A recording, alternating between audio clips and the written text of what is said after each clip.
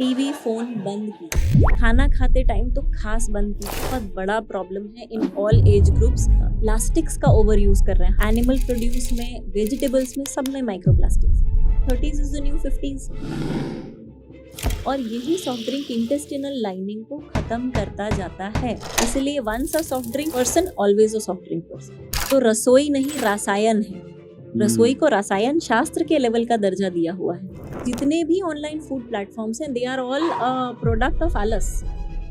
Covid के बाद खासकर, मतलब मैं हर चीज को कोविड से इसलिए लिंक करती हूँ क्योंकि there has been some alteration in your blood structure. हमारा डीएनए ऑल्टर हुआ है उस वायरस की वजह से, चाहे आपको हुआ हो या ना हुआ हो। या खाने से कैंसर होता है? हो सकता है। आज का पॉडकास्ट उन सभी के लिए बहुत ज्यादा इंपॉर्टेंट होने वाला है जो कहीं ना कहीं सोच रहे हैं कि हम अपनी सेहत सुधार लें, डाइट चेंज कर लें या फिटनेस को अपनी लाइफ में ले आएं। तो आज इस पॉडकास्ट में हमारी बहुत स्पेशल गेस्ट है निधि जी, जो कि बहुत टाइम से एज अ डाइटिशियन प्रैक्टिस कर रही हैं और भी थेरेपीज में हैं, और उन्होंने बहुत सारे लोगों को हील किया है। अपनी सर्विसेज से उनकी लाइफ में चेंजेस लेके आए हैं। वेलकम निधि मैम, कैसी हैं आप और क्या अच्छा चल रहा है आज आपकी लाइफ में? Thank you so much. अच्छा ये है कि न्यूट्रिशन के बारे में बात करना मुझे हमेशा अच्छा लगता है, तो आज हम इस पॉडकास्ट को शूट कर रहे हैं। And apart from that, yes, constant एक जो ड्राइव रहता है ना कि सही इन्फॉर्मेशन देना है। So I am glad that we connected and आज हम इसी सही इन्फॉर्मेशन को लोगों तक पहुंचाएंगे। सिर्फ दाल चावल सब्जी रोटी को ही डाइट बोला जाता है, या रॉ फूड खाने को डाइट बोला जाता है, या फिर कीटो डाइट, वीगन डाइट, बहुत सारी डाइट्स आ गई है। तो है क्या ये डाइट? डाइट यानी जो आप खाना खा रहे हैं वो, ठीक है। अब यदि मैं सिर्फ रोटी सब्जी भी खा रही हूँ तो दैट इज अ डाइट। यदि हम ये कहते हैं कि प्रॉपर डाइट जो हेल्दी डाइट है, हाँ, तब आपके न्यूट्रिएंट्स इन प्लेस आना चालू करते हैं। बाकी यदि मैं सिर्फ फ्रूट्स भी खा रही हूँ तो that is a diet. That is why fruit diet, keto diet, vegan diet, आप कितने भी नाम दे दीजिए, यदि आप खा रहे हैं तो आप डाइट पे हैं। सो वो जो ट्रेंड है ना कि मैं डाइट पे हूँ, so then you can eat anything. If you are on a healthy diet तब आपको कैलकुलेटेड चीजें लेनी है, और ये हर किसी के हिसाब से डिफर करता जाता है। तो मैं देख रहा हूँ कि कंटिन्यूअसली डाइट के पैटर्न्स चेंज होते चले जा रहे हैं। तो क्या 10 साल पहले, 5 साल पहले जो डाइट्स हुआ करती थी, वो आज भी वैसी ही हैं या उसमें बहुत चेंजेस आ गए हैं? मैं वहीं से 2000 से बात करूंगी। I started my graduation in 2000। तो उस टाइम पे ही limited. So we discussed 3 diets जो हमारे सिलेबस में था। सेडेंटरी डाइट, जो कि नॉर्मल व्हाइट कॉलर जॉब्स वालों का होता है। मॉडरेट डाइट जिनका थोड़ा बहुत वर्कआउट होता है। एंड हेवी वर्कर्स डाइट, यानी जो मतलब प्रॉपर मजदूरों वाली डाइट होती है। तो मुझे याद है तब भी हमारे फैकल्टीज कहते थे कि आप सिर्फ सेडेंटरी डाइट पे फोकस करो क्योंकि this is the future. And 2000-2003 में हमारे फैकल्टीज बोला करते थे कि you are the future, you are going to command every other field. जो जितने भी लोग जो भी काम कर रहे हैं, लोग डाइट जरूर लेंगे। और तब हम लोगों को लगता था यार कितना बेसिक तो है, मतलब हेल्दी ईटिंग में इतना क्या नया है। पर तब हमको ये नहीं पता था कि हमारे पास onslaught of frozen foods, packed foods, और मतलब खाना ही खाना बंद कर देंगे लोग। जब बचपन में हम छोटे थे तो फ्रोजन फूड होता ही नहीं था। होता ही नहीं था। राइट। और अगर कभी होता भी था ना तो उसको इतनी निकृष्ट नज़र से देखा जाता था कि अरे ठंडा-वंडा नहीं खाना है टाइप्स। राइट। तो उस टाइम पे एक और ट्रेंड था, नो फास्टिंग, नो फीस्टिंग। अभी देखिए इंटरमिटेंट फास्टिंग, है ना? उस टाइम पे डेयरी, भई अगर प्रेग्नेंट फीमेल है तो 3 से 4 ग्लास दूध रोज़ पीना है। अगर आप इससे इस एज ग्रुप में हो तो इतना दूध पीना है। पनीर इतना लेना चाहिए, अगर दूध पनीर नहीं है तो कर्ड का इंटेक होना चाहिए, नहीं तो बटर मिल्क। आज देखिए we are going off dairy, ठीक है? रोटी में सीज़नल वेरिएशंस इंक्लूड होते थे कि भई बाजरा ठंड में आ गया एंड सो ऑन। व्हीट आपने क्वांटिटी कम कर दी, अब हम नो व्हीट पे आ गए हैं। तो बहुत सारी चीज़ें ड्रास्टिकली चेंज हुई हैं, और कुछ चीज़ें जो बहुत अच्छी हैं कि भई हमने प्रोबायोटिक्स तब भी पढ़ा था। पर हम प्रोबायोटिक सप्लीमेंट्स ले रहे होंगे आज से 18-20 साल बाद, ये नहीं सोचा था हम लोगों ने। तो जैसे आपने व्हीट का बोला, व्हीट खाने में क्या बुराई है? मतलब हमने तो बचपन से मैं व्हीट देख रहा हूँ, तो व्हीट लोगों ने छोड़ना क्यों शुरू कर दिया? इसका ना बहुत लंबा हिस्ट्री जैसा कह सकते हैं कि हमने धीरे-धीरे करके हमारी बेसिक चीज़ें हटा दी। यदि मैं व्हीट क्यों नहीं सूट करता का मेन रीज़न बताऊँ, तो आटा गूँथ के पहले हम रखते थे, है ना? The dough is supposed to set. आप उसको 15-20 मिनट आटा मार के, पानी छिड़क के, थोड़ा-सा तेल छिड़क के हम उसको ढक के रखते थे।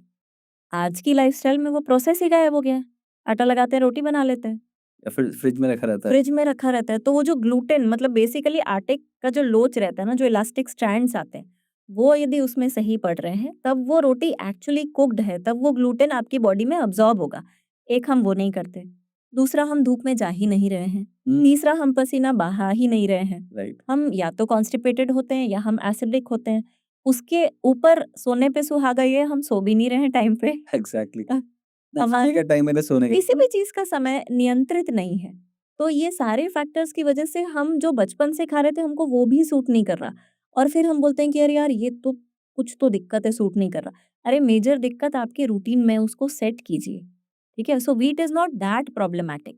अगर लोग ऐसा देयर आर पीपल जैसे मेरे पास जो केस स्टडीज़ आते हैं, मल्टीग्रेन आटा चालू किया and then you have severe constipation. तो भई कारण ढूँढिए ना, हो सकता है व्हीट की रोटी 3 के बदले 1.5 खा के भी आपका काम चल जाए। हम किसी और चीज़ को कल्प्रिट बनाने में 1 सेकंड नहीं लगाते। हम हमारी बुराइयाँ या हमारी कमियों को सुधारने की कोशिश नहीं करते। आटे की मुझे जो हिस्ट्री मालूम है कि पहले हमारी संस्कृति में आटा था ही नहीं, इंडियन संस्कृति में। जब वो बाहर से अंग्रेज़ आए तो उनके साथ आटा भी आ गया, व्हीट आ गया। हाँ, वीडियोज़ में जो हमने देखा है, यूट्यूब वीडियोज़ में हमने जनरली देखा है, लोग वहीं से इन्फॉर्मेशन उठाने की कोशिश करते हैं कि उसमें भी मल्टीग्रेन की क्वांटिटी कम होती है, आटे की क्वांटिटी ही ज़्यादा होती है। यस। तो क्या वो मल्टीग्रेन सही है खाना या हमको अपने सामने आटा पिसवा के, बनवा के, लेके आके फिर कंज़्यूम करना चाहिए? तो बता तो हम यही देंगे, करेंगे कितने? So now the point is कि व्हीट जैसे कनक कहा जाता है व्हीट को, तो कनक और सोना, सोने को भी कनक कहा जाता है। तो व्हीट का इम्पोर्टेंस हमेशा से था, लेकिन यूसेज इतना ज़्यादा नहीं था। फिर एक और रीज़न जो व्हीट हमको सूट नहीं कर रहा है, वो ये है कि उसमें जेनेटिक मॉडिफिकेशंस होना चालू हुए उसी सीड में। तो एक मतलब एक खेत सपोज़ 10 बाय 10 एकड़ का है, just to make things simple. उसमें जितना यील्ड होता था, जो प्रोड्यूस होता था, उसको हमने 4 गुना कर दिया। सो हम मिट्टी से एक बार में उतना नरिशमेंट निकाल लेते हैं।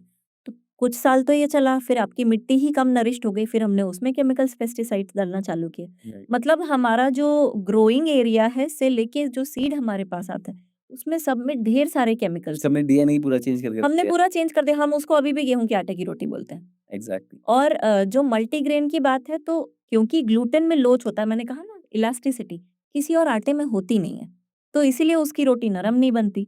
अच्छा, हमने एक और चीज़ कम कर दी, हम सेरेलैक टाइप का खाना खाते हैं, सॉफ्ट वाला। हरे चने हम नहीं खाते, हरे मटर नहीं खाते, हम भुट्टा नहीं खाते, हम फुटाना चना नहीं खाते, हम सौंफ नहीं खाते भई, सौंफ का भी पाउडर खाते हैं। तो हमारा डेंटल कैविटीज़ भी हमने कॉम्प्रोमाइज़ कर ली हैं। इसीलिए ये जो भई मल्टीग्रेन खाना चाहिए, नहीं खाना इतनी कंट्रोवर्सी इसीलिए है क्योंकि हमारा बेसिक स्ट्रक्चर बॉडी का हमने अल्टर कर दिया है। आप देखिए बच्चों का जॉ लाइन आजकल उतना चौड़ा नहीं चौड़ा है, नहीं है। जितना हम लोगों का था। हमारे बच्चों का वो करने में पसीने छूटते हैं, बताना पड़ता है।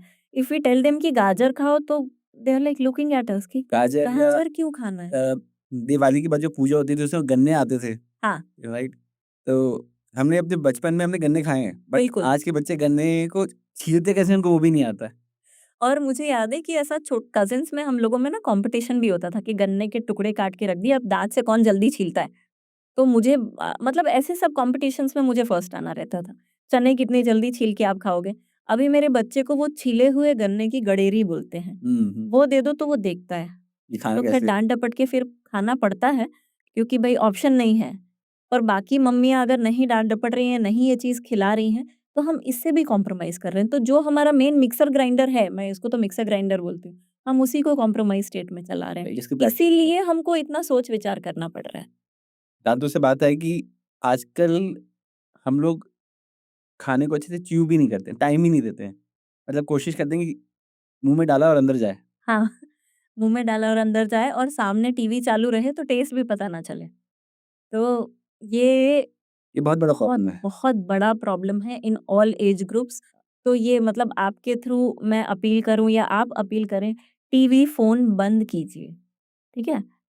खाना खाते टाइम तो ख़ास बंद कीजिए क्योंकि यदि मैं आज टीवी देखते-देखते खाना खा रही हूँ, तो मेरा बच्चा आज से 10 साल बाद वही करेगा क्योंकि उसको वो दिख रहा है, वो उसके अंदर इम्बाइब हो गया।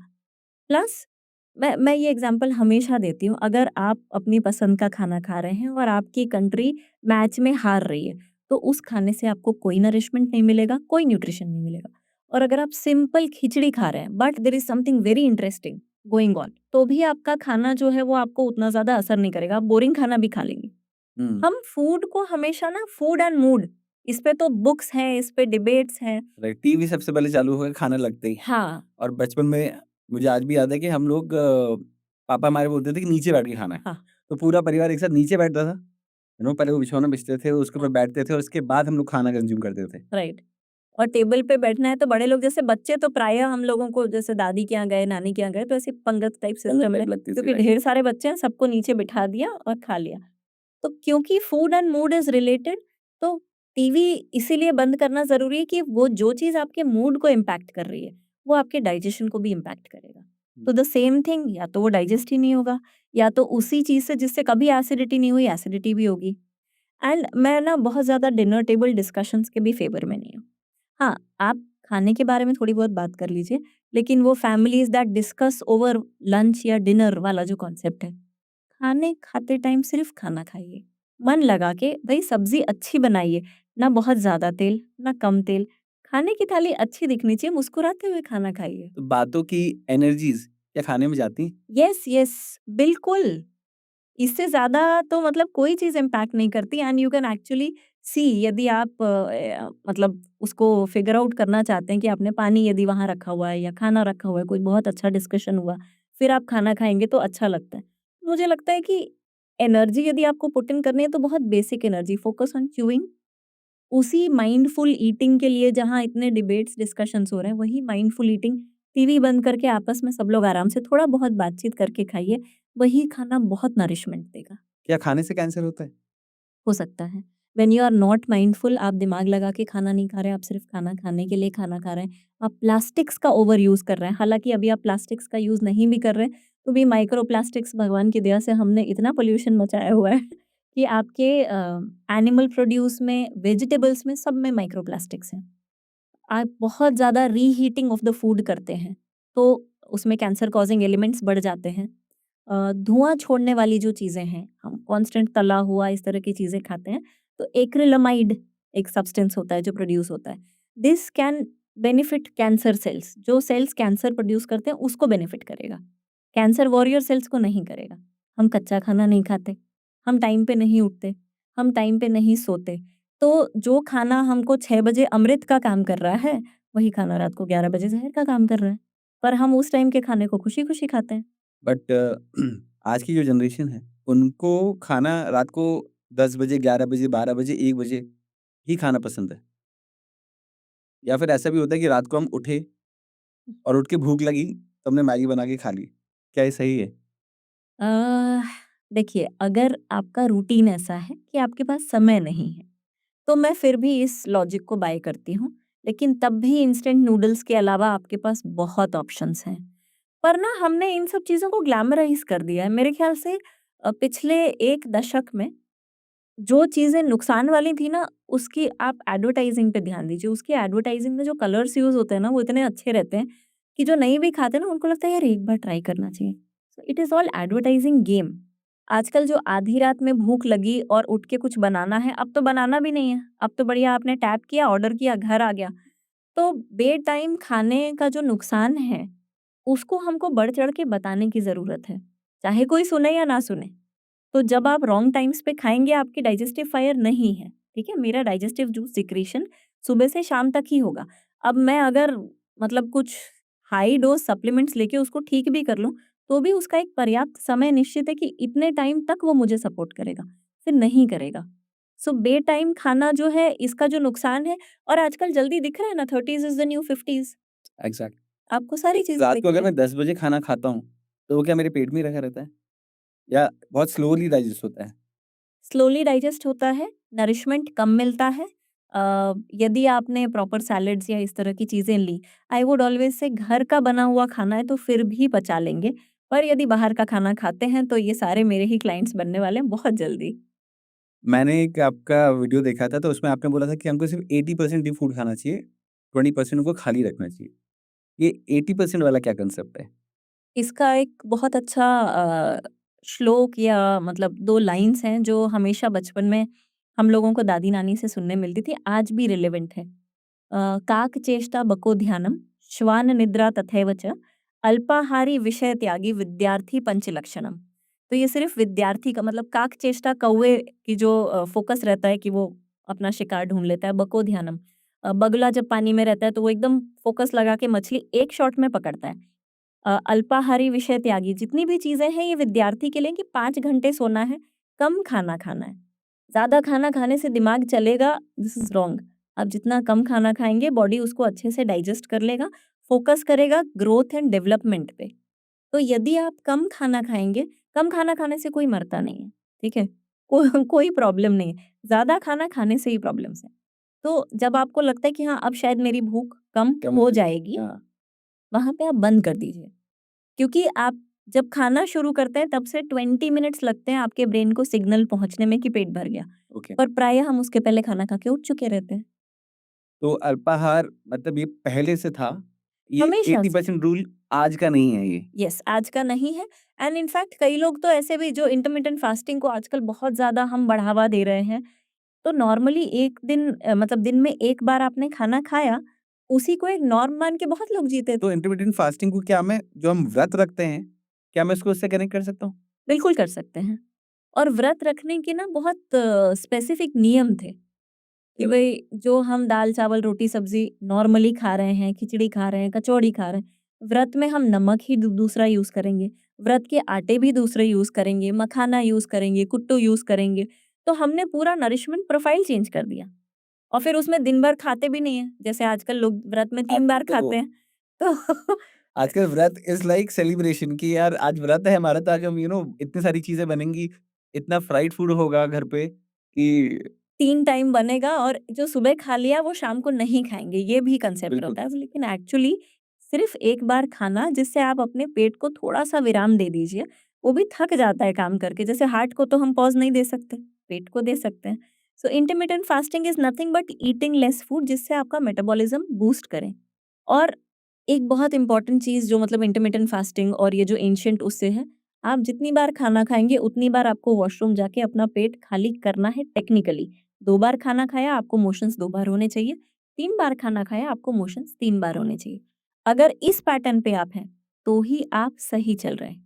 3 बार खाना खा के 1 ही बार मोशन हुआ, you are on the wrong track, आप रुक जाइए तुरंत। तो एक आइडियल इंसान को कितनी बार अगर वो मोशन जाता है तो उसकी हेल्थ सही है? मतलब ऐसा नहीं कि फ्रीक्वेंटली आप जा रहे हो कोई दिक्कत है, पर 2 बार खाना है तो 2 बार मोशंस आने बट चाहिए। बोलते हैं कि आप दिन में 1 बार जाते हो तो सही है, अगर आप 3 बार जाते हो तो आप कुछ प्रॉब्लम है, और अगर 3 बार से ज़्यादा जाते हो तो फिर बहुत ही ज़्यादा प्रॉब्लम है। ऐसा कुछ है या मिसकंसेप्शन है? नहीं, नहीं, नहीं, मिसकंसेप्शन है। ओके। बेसिक बहुत ये है कि भई यदि आपने खाना 2 बार खाया है तो आपका डाइजेस्टिव ट्रैक्ट उसको एलिमिनेट कर रहा है या नहीं? कर रहा है, तो सारा सिस्टम सही है। आप उसको बाथरूम के ब्लॉकेज से भी लिंक कर सकते हैं। भई हमने नहाया वो पानी जा रहा है क्या? अगर वो पानी निकल गया, well and good. So your digestive tract is also canal type का। अगर वो क्लीन हो रहा है तो सब सही चल रहा है। तो गैस और एसिडिटी क्यों होती है जनरली? गैस और एसिडिटी होने का कारण फिर हम उसी पे आते हैं, हम चबा नहीं रहे हैं। प्लस हम पानी भी नहीं पी रहे हैं। हाइड्रेशन पे इतने वीडियोज़ क्यों बन रहे हैं या इतना ऑनलाइन उसका हाइप क्यों है? हम पानी पीना ही भूल जाते हैं। बहुत लोग मुझसे आके कहते हैं कि हमको पानी की प्यास नहीं लगती। सो आई ऑलवेज़ वंडर कि प्यास क्यों नहीं लगती? आपके थर्स्ट रिसेप्टर्स एक्टिव नहीं हैं। There are thirst receptors in your brain. वो एक्टिव नहीं है क्योंकि हमको कभी ही पानी पीने की आदत नहीं थी। और स्कूल लाइफ भी थोड़ी हेक्टिक है, बच्चे भी पानी नहीं पीते। यही बच्चे जब युवा होते हैं तो इनको याद ही नहीं है कि पानी पीना है। राइट। तो वो जो कांस्टेंट हाइड्रेशन की कमी होती गई ना, वो अंतड़ियों में आके रुक गई। तो हम कॉन्स्टिपेटेड हैं, हम क्रॉनिकली कॉन्स्टिपेटेड हैं। तो जो भी खाना हमने खाया तो हमारा आउटपुट नहीं हुआ लेकिन हमने इनपुट लिया, तो वो एसिड रिफ्लक्स के तौर पे बाहर आता है। प्लस यदि आपने ये हमारा पेट इतना सा होता है, आप कितने भी मोटे रहें, पेट का साइज़ उतना रहता है, पेट के आस-पास फैट बढ़ जाता है। हुँ। तो हमारा खाने का क्वांटिटी कम ही होना चाहिए। तो उसमें हमारा क्या पेट का साइज़ बढ़ रहा है या फैट बढ़ते जा रहा है इसलिए हमारा पेट का साइज़ बढ़ते जा रहा है? दोनों ही चीज़ें बट पेट का साइज़ बहुत ज़्यादा नहीं बढ़ता है। मतलब नॉर्मल इतना पेट का साइज़ है, यदि आप अडल्ट हुए, यदि आप बहुत-बहुत ओवर ईटिंग कर रहे हैं, तो पेट का साइज़ थोड़ा बहुत बढ़ा लेकिन पेट और बाकी ऑर्गन्स के बीच में मान लीजिए इतनी खाली स्पेस है। तो यहाँ पे जो नर्व्स हैं, वो रिलैक्स्ड हैं। पर फैट आता गया, आता गया, आता गया तो नर्व्स दब गई। हुँ। तो पेट के चारों तरफ जो नर्व्स थीं, कैपिलरीज़ थीं ब्लड सप्लाई के लिए, वो क्लॉग्ड हो गई। तो इसीलिए भी एसिड रिफ्लक्स आता है।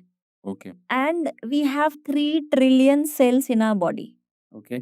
तो हम ये जो खाना खाते हैं ना, वो सिर्फ पेट को मोटा नहीं करता है, वो धीरे-धीरे वो सारे 3 ट्रिलियन सेल्स में फैट पहुँचाता है। तो हम मोटे एक दिन में नहीं होते हैं, हम काफ़ी समय देके, रुच-रुच के खा के फिर मोटे होते हैं। तो पेट में से आवाज़ें क्यों आती हैं? क्या खाना डाइजेस्ट हो रहा होता है या एम्प्टी स्टमक होता है तभी भी पेट से आवाज़ें आती हैं? तो ये आवाज़ आने का कांसेप्ट क्या है पेट से? एम्प्टी स्टमक रहता है तब आवाज़ आती है तो ये रिलेवेंट है। भई एचसीएल सिक्रीशन हो चुका होता है और वो बबलिंग फॉर्म में रहता है। हाइड्रोक्लोरिक एसिड जो हम सब ने अपने हाई स्कूल में पढ़ा है, यही होता है अम्ल जो कि खाना डाइजेस्ट करता है। बहुत देर तक यदि आप भूखे हैं तो कई बार पेट गुड़गुड़ाने की आवाज़ आती है। कई बार यदि आपने बहुत ज़्यादा कच्ची चीज़ें खाई हैं, कुक्ड सामान नहीं खाया है, तो कच्चा सामान ऊपर की तरफ आता है। Cooked food goes down with gravity. लेकिन कच्चा food doesn't go down with gravity.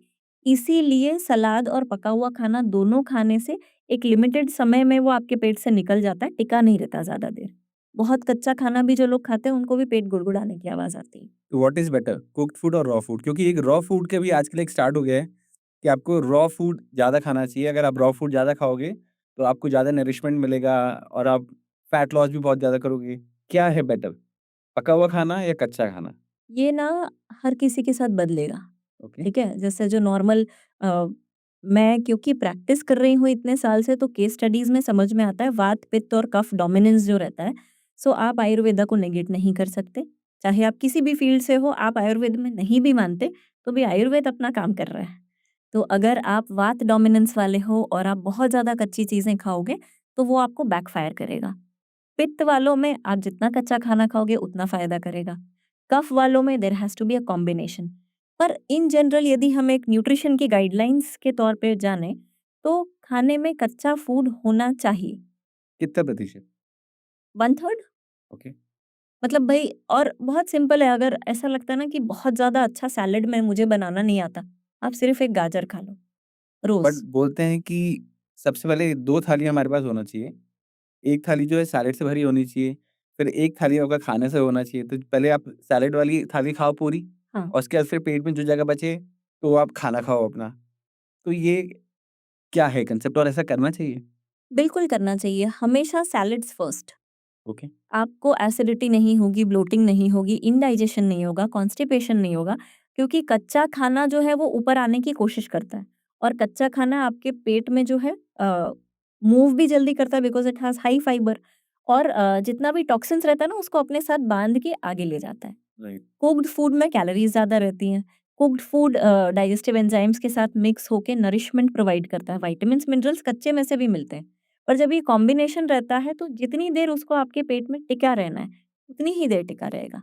यदि आपने frozen food, cooked food, processed food ये सारी चीज़ें एक साथ ले ली, दैट डज़न्ट मूव। अगर उसमें फाइबर ही नहीं है तो वो हिलेगा नहीं आपके सिस्टम में से। बट जो हम रेस्टोरेंट जाते हैं, तो हम वहाँ पिज़्ज़ा भी खाते हैं, फिर मोमोज़ भी खा लेते हैं और फिर लगेगा तो नूडल्स भी खा लेते हैं। क्या ये डाइट सही है?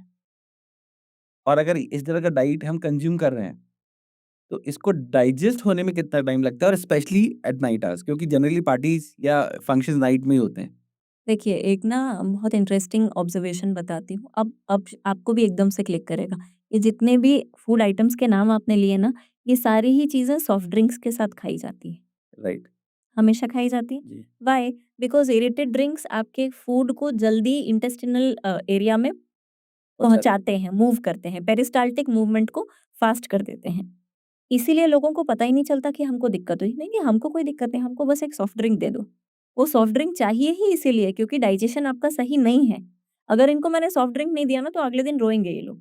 सॉफ्ट ड्रिंक ने उस चीज़ को डाइजेस्टिव सिस्टम में फ़ास्ट मूव किया, लेकिन यही सॉफ्ट ड्रिंक एक्स्ट्रा शुगर का भी सोर्स है। अगर आप डाइट वेरिएंट भी लेते हैं तो भी इट हैज़ आर्टिफिशियल स्वीटनर्स और यही सॉफ्ट ड्रिंक इंटेस्टिनल लाइनिंग को ख़त्म करता जाता है। इसलिए once a soft drink person always a soft drink person. वो नहीं सर्वाइव कर सकता उसके बिना, क्योंकि वो जो गैस यहाँ अटकती है ना, तो वो हार्ट अटैक के लेवल का परेशान करता है। ये सारे लोग जो ये सब चीज़ें खा रहे हैं, ये कहीं न कहीं एंटासिड्स टैबलेट के फॉर्म में आई वोंट नेम देम आपने पानी में डाला बुलबुले आ गए, उसके फॉर्म में, लिक्विड्स के फॉर्म में, सोडा के फॉर्म में लेते ही हैं। नहीं लेंगे तो सर्वाइव नहीं करेंगे। सोडा अच्छा नहीं होता। बट हमारे तो बोलते हैं कि लेमन सोडा पीने पीने चलते हैं। देखिए ऐसे तो बहुत ऐसी बहुत सारी चीज़ें हैं जो हम पीने जाते हैं, खाने जाते हैं, आइसक्रीम्स इस तरह की चीज़ें। Once in a blue moon ठीक है, कभी-कभार, यदा-कदा आपने ले लिया, रेगुलर बेसिस पे नहीं। अगर आपको सोडा पीने की ज़रूरत पड़ रही है तो प्लीज़ बहुत बड़ा-सा क्वेश्चन मार्क आना चाहिए, क्यों? ओके। आपने बोला कि ये जो एरिएटेड ड्रिंक्स होती हैं, ये इंटेस्टाइन में बहुत जल्दी खाने को पहुँचाती हैं। तो ये फॉर श्योर खाने को, क्योंकि ये खाना पचा हुआ नहीं है, हुँ। तो ये इंटेस्टाइन्स को चोक भी करती होंगी? चोक भी करती हैं और क्या होता है इंटेस्टाइन के अलग-अलग वो हैं मतलब डिपार्टमेंट्स हैं कि इनिशियल 8 फीट में विटामिन्स एंड मिनरल्स का अब्ज़ॉर्प्शन होगा, बाकी के 6 फीट में इसका अब्ज़ॉर्प्शन होगा, बाकी के इतने फीट में फैट अब्ज़ॉर्प्शन होगा। तो होता क्या है junk food by the time आपके विटामिन्स मिनरल्स वाले सेक्शन से प्रोसेस होके जिस पार्ट में पहुँच के रुकता है, वहाँ से फैट अब्ज़ॉर्प्शन होता है। तो इसीलिए अरे एक दिन खाने से कुछ नहीं होगा, एक-एक दिन खाने से फ़र्क पड़ता है। एक-एक दिन आपका percentage fat absorption from the same food difference लेके आता है। अभी हमारी बात हो रही थी कि 80% रूल वाला की, हुँ। 80% खाना खाना चाहिए। बट अगर मैं अपनी घरों में माँओं को देखूँ, तो वो बोलते हैं, "तू खाने की तरफ मत देख, रोटी मत गिन, तू तो पेट भर के खा।" जो इस कैटेगरी के लोग हैं ना, जो ये बोलते हैं कि बेटा हम खाना बना रहे हैं, तुम पेट भर के खाओ। रोटी वहाँ पे रोटी का आटा प्रॉपरली गुथा हुआ रहता है। वहाँ पे दाल हम भिगो के रखते हैं 1 घंटा, उसका सैपोनिन्स यानी उसका जो फेन वाला पार्ट है, उसको रिमूव करके बहुत प्यार से खाना बनता है। तो रसोई नहीं रसायन है। रसोई को रसायन शास्त्र के लेवल का दर्जा दिया हुआ है हमने। क्योंकि एक-एक मसाला जो हम डालते हैं, कितनी थॉट जो हम एनर्जीज़ की बात कर रहे थे, the same energy goes into the food when cooking. आप ट्राई करके देख लीजिए, अगर आप खाना बना रहे हैं, आपका मन नहीं है और आप बनाइए, वही डिश आपकी बहुत खराब बनेगी। आपका मन है, आप बहुत शौक से बनाएँगे, सिंपलेस्ट उपमा इतना टेस्टी लग सकता है, यू कांट बिलीव इट। तो जो लोग ऐसा बोलते हैं ना कि बेटा हम खिला रहे हैं, प्यार से खाओ, वहाँ पे खा लीजिए। एनर्जी पे ध्यान दीजिए। जहाँ आपको पता ही नहीं है शेफ़ कौन है, जहाँ आपको पता ही नहीं है वो आटा कब का लगा हुआ है, वहाँ पे गिन के खाइए। कुकर में, प्रेशर कुकर में हुँ। खाना कुक करना चाहिए, नहीं करना चाहिए? प्रेशर कुकर इनेविटेबल पार्ट है बिकॉज़ वो कुकिंग को काफ़ी हेज़न कर देता है, ईज़ी कर देता है। पर कुछ बेसिक्स हम अप्लाई कर सकते हैं कि भई हमको 7-8 सीटियों की ज़रूरत ना पड़े। हम दाल को पर्याप्त समय के पहले धो के रख दें, 2-3 बार उसका भिगा के रख दें, उसका फेन निकाल दें। एक उबाल आने पे आपने वो फेन हटा दिया, फिर आपने उसका कुकर की व्हिसिल लगाई। तो 1 से डेढ़ घंटे पकी भीगी हुई जो दाल रहती है, वो जल्दी पक जाती है। पर हमारे पास टाइम नहीं है, हम ऑफ़िस से आए, हमने उसको धोया 1 बार या 2 बार बारली, उसका केमिकल पेस्टिसाइड तो छोड़ ही दो, वो धुली भी नहीं है ठीक से ये रहता है कि और जब तक हम ड्रेस चेंज करें तब तक खाना पक जाए। हाँ, हम 8 सीटी, 9 सीटी लगा रहे हैं, दैट इज़ डेंजरस। एक कुकिंग टिप है, मुझे नहीं पता किसी के काम आएगा तो, हम जैसे नॉर्मल पुलाव या तहरी के लिए चावल चढ़ाते हैं, उसमें ठंडा पानी डालेंगे यदि कुकर बंद करने के पहले, तो उसमें 5 व्हिसल्स की ज़रूरत पड़ेगी। उसमें गरम पानी डाल देंगे, वो 2 व्हिसल्स में हो जाएगा। तो क्या कुकर में पानी गरम करके फिर हम उसमें ये दाल या चावल जो भी हमको डालना हो वो ऐसा कर सकते हैं? यस, वैसे भी कर सकते हैं पर भिगा के, हर चीज़ भिगा भिगा के। के। भिगाने से उसका जितना भी पेस्टिसाइड कंटेंट है वो भी हम रिमूव कर रहे हैं। सैपोनिन्स क्योंकि मैं बार-बार बोल रही हूँ saponins are anti nutrients. Okay. वो आपका न्यूट्रिएंट अब्ज़ॉर्प्शन नहीं होने देंगे उसी पर्टिकुलर दाल में से। तो इसीलिए प्रेशर कुक किया हुआ खाना गैस करता है जो बोलते हैं ना, उसके पीछे कारण ये है। डाइट में बोलते हैं कि फ्रेश चावल नहीं खाना चाहिए, बासा चावल खाना चाहिए। ये कहाँ तक सही है? ऐसा बासी रोटी के लिए भी कहा जाता है। तो बासी चावल को अलग-अलग कॉम्बिनेशंस में खाया जाता है। जैसे मैं छत्तीसगढ़ को बिलॉन्ग करती हूँ। वैसे I belong to 3 different states. तो छत्तीसगढ़ का ट्रेडिशनल फूड है बोरे बासी। एक रहता है आपने चावल को रात भर पानी में भिगो दिया और उसी में कुछ और चीज़ें डाल के हल्का-सा दही डाल के और फिर आपने उसको कंज़्यूम किया नेक्स्ट डे, तो वो फर्मेंट हो जाता है। तो राइस की कांजी वैसे भी बनती है, तो वो प्रोबायोटिक्स का बहुत अच्छा सोर्स है। राइट। पर हमारे एंसेस्टर्स प्रोबायोटिक्स नहीं बोलते थे फ़ायदा कर जाएगा, करेक्ट। तो हम उसको नहीं रिलेट कर पाते थे। अब वही बोरे-बासी ट्रेंड में आ गया क्योंकि वो प्रोबायोटिक है। इसके अलावा दूसरा जो रहता है कि भई कर्ड राइस, जो कि almost her part of the country में वैलिड है, चलता है सबके घरों में। गरम चावल बना, उसको दही में डुबा के रख दिया, तड़का लगा के और फिर ठंडा-ठंडा उसको कंज़्यूम किया या नॉर्मल टेम्परेचर पे कंज़्यूम किया। राइस अपने आप ही प्रोबायोटिक्स का बहुत अच्छा सोर्स है। Rice is one of the ancient grains. करीब मेरे ख्याल से पूरी दुनिया में जहाँ तक मेरा नॉलेज कहता है 450 वैरायटी ऑफ राइस अवेलेबल हैं। जिसमें से हम बहुत कम वैराइटीज़ कंज़्यूम करते हैं। तो हर चावल में अपने अलग स्पेसिफ़िकेशंस हैं। आप उसको कैसे भी खाएँ, चावल के आटे की रोटी खाएँ, वो फ़ायदा करेगा। तो अगर बासी खाना है तो इस कॉम्बिनेशन में खाइए। तो क्या बासा खाना शुगर लेवल को भी कम करता है? नहीं, I don't agree. Agree with this particular statement. आप रोटी को किस कॉम्बिनेशन में खा रहे हैं, वो आपका शुगर लेवल बढ़ाएगा। ओके, घी गुड़ रोटी खा रहे हैं क्या? तो बढ़ाएगा। सिर्फ रोटी सब्जी खा रहे हैं क्या? तो भी बढ़ाएगा। पर रोटी, सब्जी, दाल, सैलेड खा रहे हैं क्या? तो नहीं बढ़ाएगा। रिलेटिवली सब्जी की मात्रा ज़्यादा, सैलेड की मात्रा ज़्यादा, इस तरीके से। अब यदि जब बासी चावल या बासी रोटी जो है, इसको फिर नेक्स्ट डे आप कंज़्यूम कर लीजिए। यहाँ पे हम ये अंडरलाइन नहीं करते कि भई वो बनी होनी चाहिए शाम को। आज सुबह की रोटी कल सुबह तक नहीं खा सकते आप, यदि आपने उसको हाइजीनिकली स्टोर नहीं किया है। तो हाइजीनिक स्टोरिंग भी बहुत इम्पोर्टेंट क्राइटेरिया है कि भई हमने पेपर नैपकिन रखा नॉर्मली या कपड़ा रखा। दिन भर यदि उसी कपड़े में है वो रोटी, तो यू हैव टू चेक कि उसमें फंगल ग्रोथ तो नहीं है। हुँ। और जो बासी रोटी जो लोग खाने की एडवाइस देते हैं, वो शाम को आटा तुरंत लगा के रोटी बनाते हैं। बासे में मैं फ्रिज का खाना भी, जैसे जो लोग बोलते हैं कि खाना चाहिए, नहीं खाना चाहिए। अगर मुझे बासी रोटी खा के अच्छा लगता है या नाभि से लेके गले तक मुझे कंफर्टेबल फ़ील हो रहा है, बासी रोटी इज़ गुड फॉर मी। नाभि से लेके गले तक मुझे कंफर्टेबल फ़ील हो रहा है, बासा चावल is good for me. Fridge का खाना भी तभी अच्छा है जब मुझे उसकी बर्ब्स कंफर्टेबल आ रही हैं। अगर मुझे कुछ यहाँ पे लगता नहीं है, ज़रा कुछ सा गड़बड़ है, अनबैलेंस लगा। हाँ, तो it is not for you. चाहे वो दुनिया के 999 न्यूट्रिशनिस्ट्स बोलें, बासी रोटी अच्छी है, पर मुझे नहीं अच्छी लग रही। So I will not consume, I should not consume.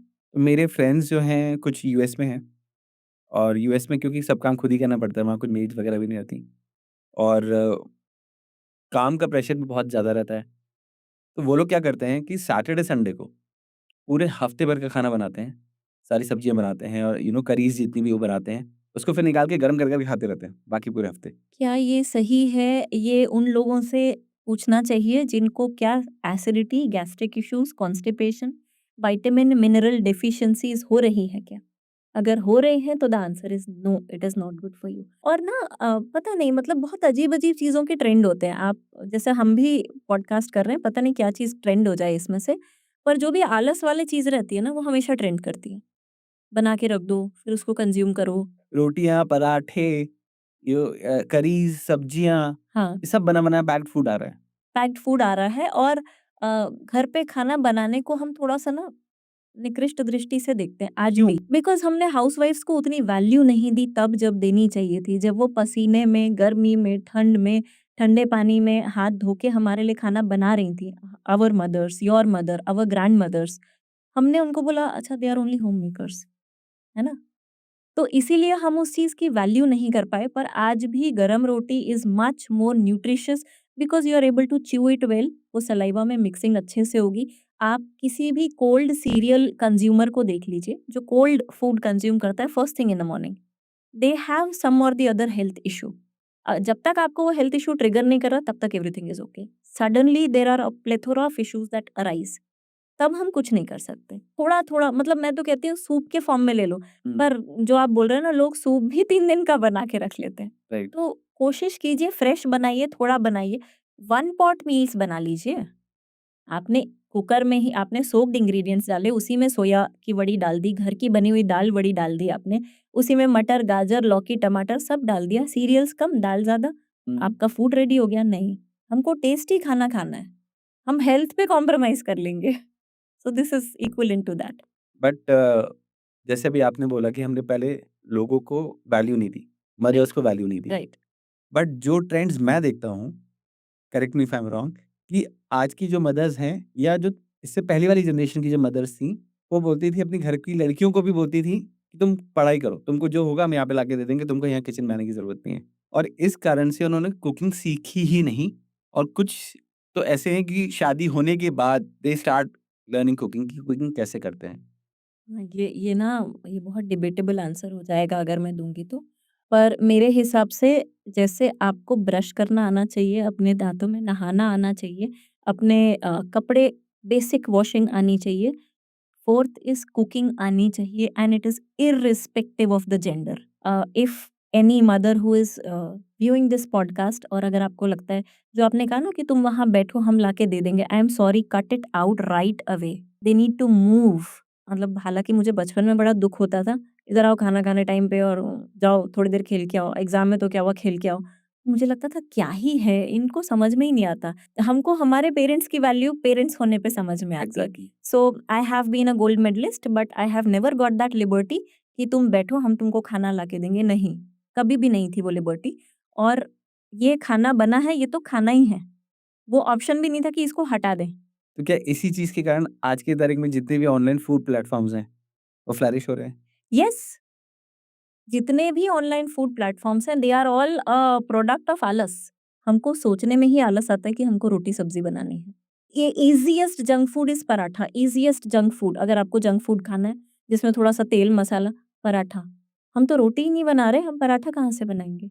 I respect Punjabis, but Punjabis के यहाँ पराठा हाँ। Is the main breakfast. That was their main breakfast क्योंकि वो ब्रेकफ़ास्ट करके फिर दिन भर के लिए काम पे निकल जाते थे। ओके। है ना? जो हम सेडेंटरी, मॉडरेट, हेवी वर्कर की बात कर रहे थे, उन्होंने ब्रेकफ़ास्ट किया, फिर वो अपना निकल गए काम पे। फिर वो 6-8 घंटे बाद ही आते थे। कहीं किसी के घर गए तो लस्सी पी ली। अब हम कहीं जा तो रहे नहीं हैं, लेकिन हम पराठा खा रहे हैं, है ना? हमने उस पराठे को सूखा भी नहीं सेका। With all due respect to my heart which is working for me 24 घंटे, हमने हार्ट की तरफ ध्यान ही नहीं दिया। बढ़िया घी लगाओ इसमें। घी लगाओ। घी लगाओ, मक्खन लगाओ, तो भई घी मक्खन तब लगाना होता है जब अगले 6 घंटे खाना ही नहीं है, that was partial intermittent fasting या 2 मील्स अ डे कि भई निकल गए अब शाम को पता नहीं कब आएँ, तो खाइए पराठे। तो आप पराठे खाइए ना, मुझे कोई दिक्कत नहीं, फिर दिन भर सलाद खाइए और शाम के बाद कुछ मत खाइए। तो calculation, am I spending those calories? हम स्पेंड नहीं कर रहे हैं कैलोरीज़, हम सिर्फ़ इनपुट करते जा रहे हैं। इसीलिए 80% ही खाइए। पराठा भी खाना है तो 20% की जगह छोड़िए, पेट में हवा के लिए भी तो जगह होनी चाहिए। हम जब वो हॉट वाटर रबर बैग बंद करते हैं, हम पूरा बंद करते हैं क्या? नहीं, थोड़ा-सा। थोड़ा-सा same is with your stomach. आजकल कुकिंग के भी डिफरेंट डिफरेंट तरीके आ गए हैं कि माइक्रोवेव कुकिंग होती है, इंडक्शन पे कुकिंग होती है, जी। एलपीजी गैस पे होती है। हुँ। बचपन में जो हमने देखा है कि वो कंडे हैं, लकड़ियाँ हैं, उसके ऊपर वो होती थी कुकिंग। उसका स्वाद तो नो डाउट बहुत ही अच्छा आता था।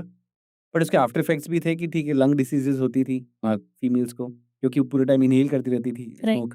तो क्या माइक्रोवेव और इंडक्शन पे खाना बनाना इज़ गुड? अगर ये आपका समय बचा रहा है, तो अच्छी बात है। पर अगर आप सिर्फ़ रीहीटिंग के लिए यूज़ कर रहे हैं, समय बचाना इन द सेंस एक बार सुबह बना लिया फिर हम उसको रीहीट करके यूज़ कर रहे हैं तो नहीं। बहुत ज़्यादा प्लास्टिक में यदि आप चीज़ें बना रहे हैं माइक्रोवेव में, please it is a big no. मैं ये नहीं कहती कि कल कैंसर हो जाएगा, पर हो सकता है और उसके हो सकने की प्रोबेबिलिटी बढ़ जाती है। राइस कुकर्स अच्छा ऑप्शन है। इंडक्शन में भी ये सारी ही चीज़ें क्योंकि वेव्स यूज़ कर रहे हैं तो कहीं न कहीं वाटर कंटेंट हमको हल्का-सा हाई रखना पड़ता है। Thank you for asking this. एक बहुत बड़ा ट्रेंड है, फास्ट कुकिंग भी ट्रेंड में है।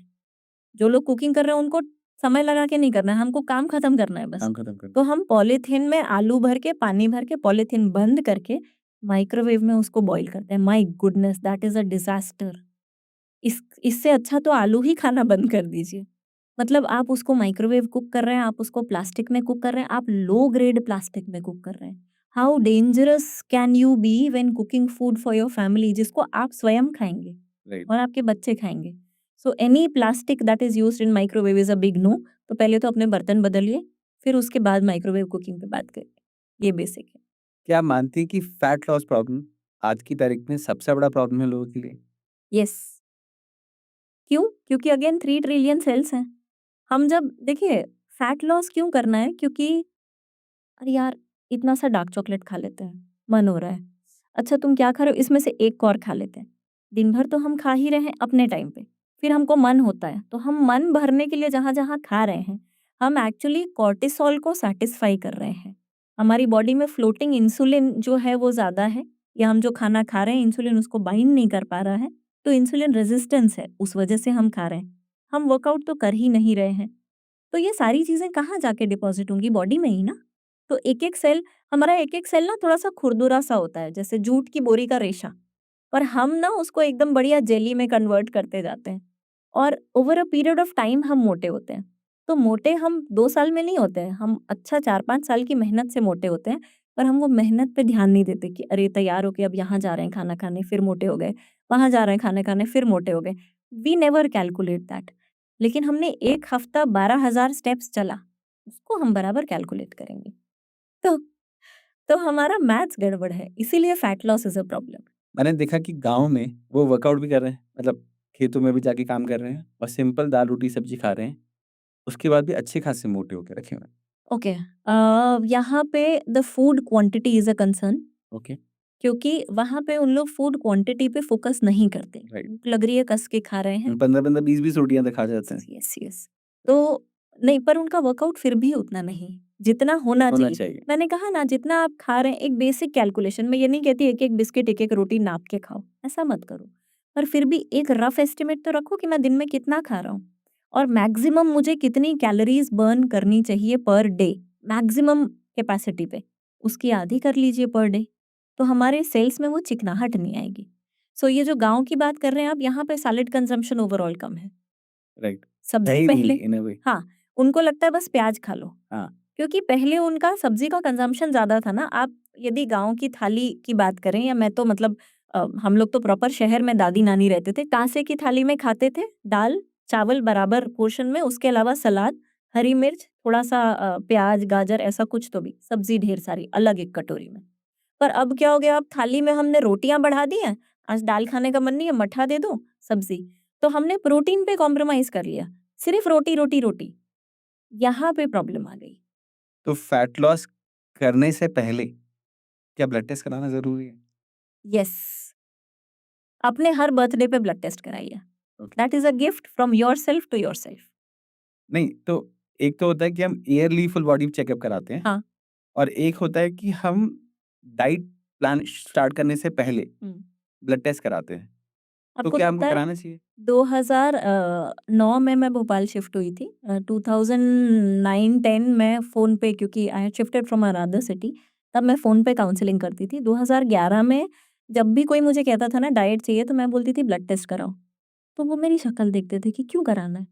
मैं बोलती थी नहीं, उसके बिना तो मैं कर ही नहीं सकती, क्योंकि मैंने पढ़ाई ही वैसे की थी ना। मुझे पता नहीं चलेगा कि आयरन कम है तो मैं ट्रीटमेंट क्या करूँगी? तो this holds true till date. अब तो ख़ैर ब्लड टेस्ट वालों ने भी बहुत ज़बरदस्त मार्केटिंग करके आपको कन्विंस कर दिया है कि दे आर इम्पोर्टेंट। पर हाँ, दे आर एक्चुअली इम्पोर्टेंट। ख़ासकर आपका बेसिक लिवर, किडनी, ये वाले tests, cholesterol profile, vitamin D, vitamin B12, calcium, magnesium, ये लेवल्स पता होने चाहिए। पता चला हमने बहुत सारी वॉकिंग चालू कर दी, हमको एक मसल पुल हो गया, हम वॉकिंग ही नहीं कर पा रहे। क्यों? क्योंकि भैया विटामिन डी कम था और कैल्शियम भी कम था।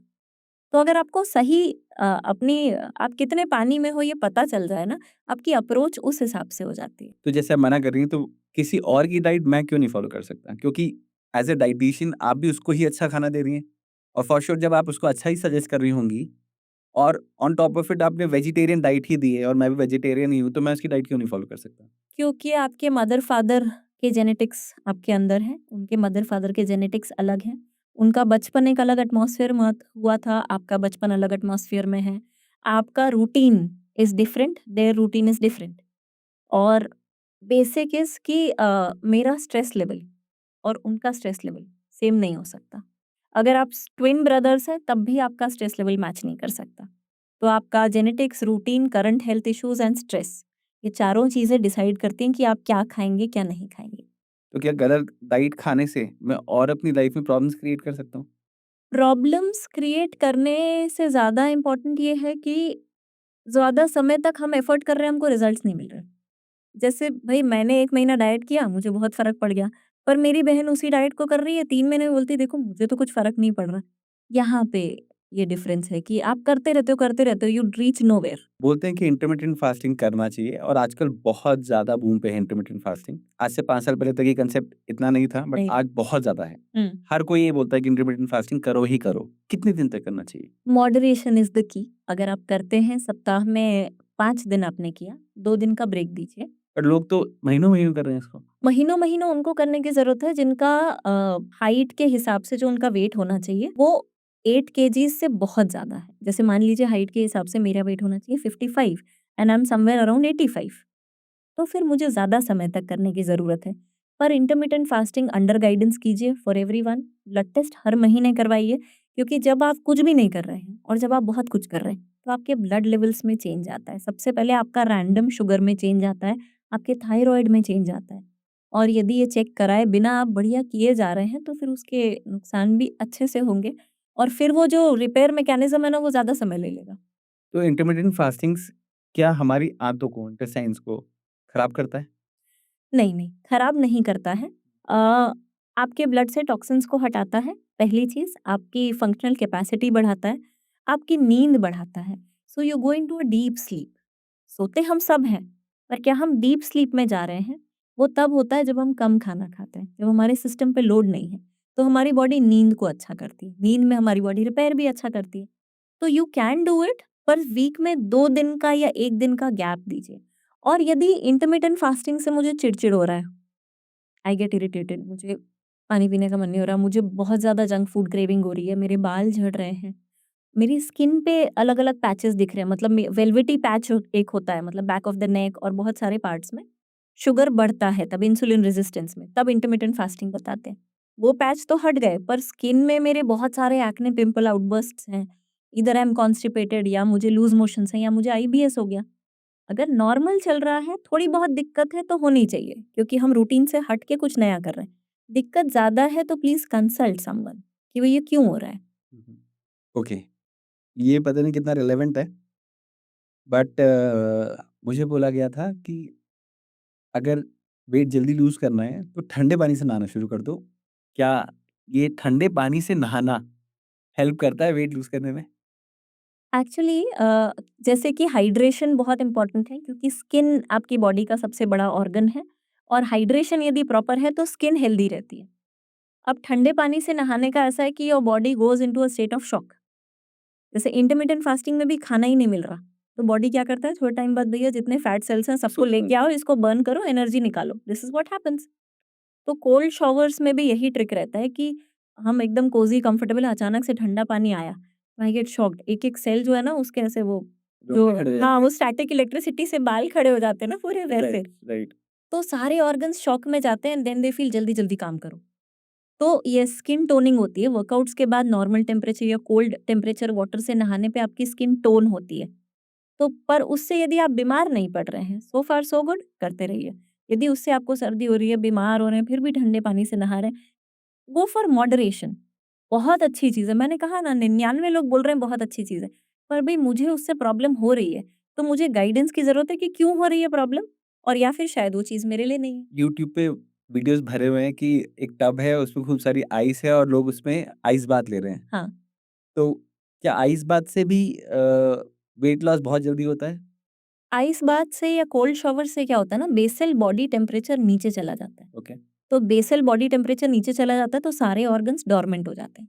जो हाइबरनेशन वाला स्टेट होता है उसमें। फिर उससे जब हम बाहर आते हैं फिर फाइट करते हैं तो टेम्परेचर फिर बढ़ाने के लिए। हाँ, तो कुछ केसेस में तो दिस इज़ ओके। ये ना ये ट्रेंडिंग चीज़ें हैं। See what I will always tell you is कि ट्रेंडिंग चीज़ें उन लोगों को करनी चाहिए जिनकी लाइफ में सब सही है। भई मेरा शुगर भी ठीक है, मेरा बीपी भी ठीक है, मैं ये ट्राई कर सकता हूँ। अरे मुझे ऑलरेडी कॉन्स्टिपेशन है, अब मैंने ये कर लिया, पता चला और ही प्रॉब्लम हो गई, या सर्दी थी ये कर लिया, निमोनिया हो गया। तो do these things when you are in a proper state, एक एवरेज लेवल पे हैं। एवरेज से नीचे में मत कीजिए। निमोनिया वाले पेशेंट्स, अस्थमा वाले पेशेंट्स, या जिनको गैस्ट्रिक इश्यूज़ बहुत ज़्यादा होते हैं, इनको सोच समझ के ट्राई करना चाहिए। उतना ट्राई कीजिए कि भई दिक्कत ना हो। पहले कोल्ड शॉवर लेके देखिए 3-4 दिन, फिर आइस बकेट चैलेंज पे जाइए। हुँ। क्या आइस बकेट चैलेंज लेके लोगों को हार्ट अटैक भी आ सकता है?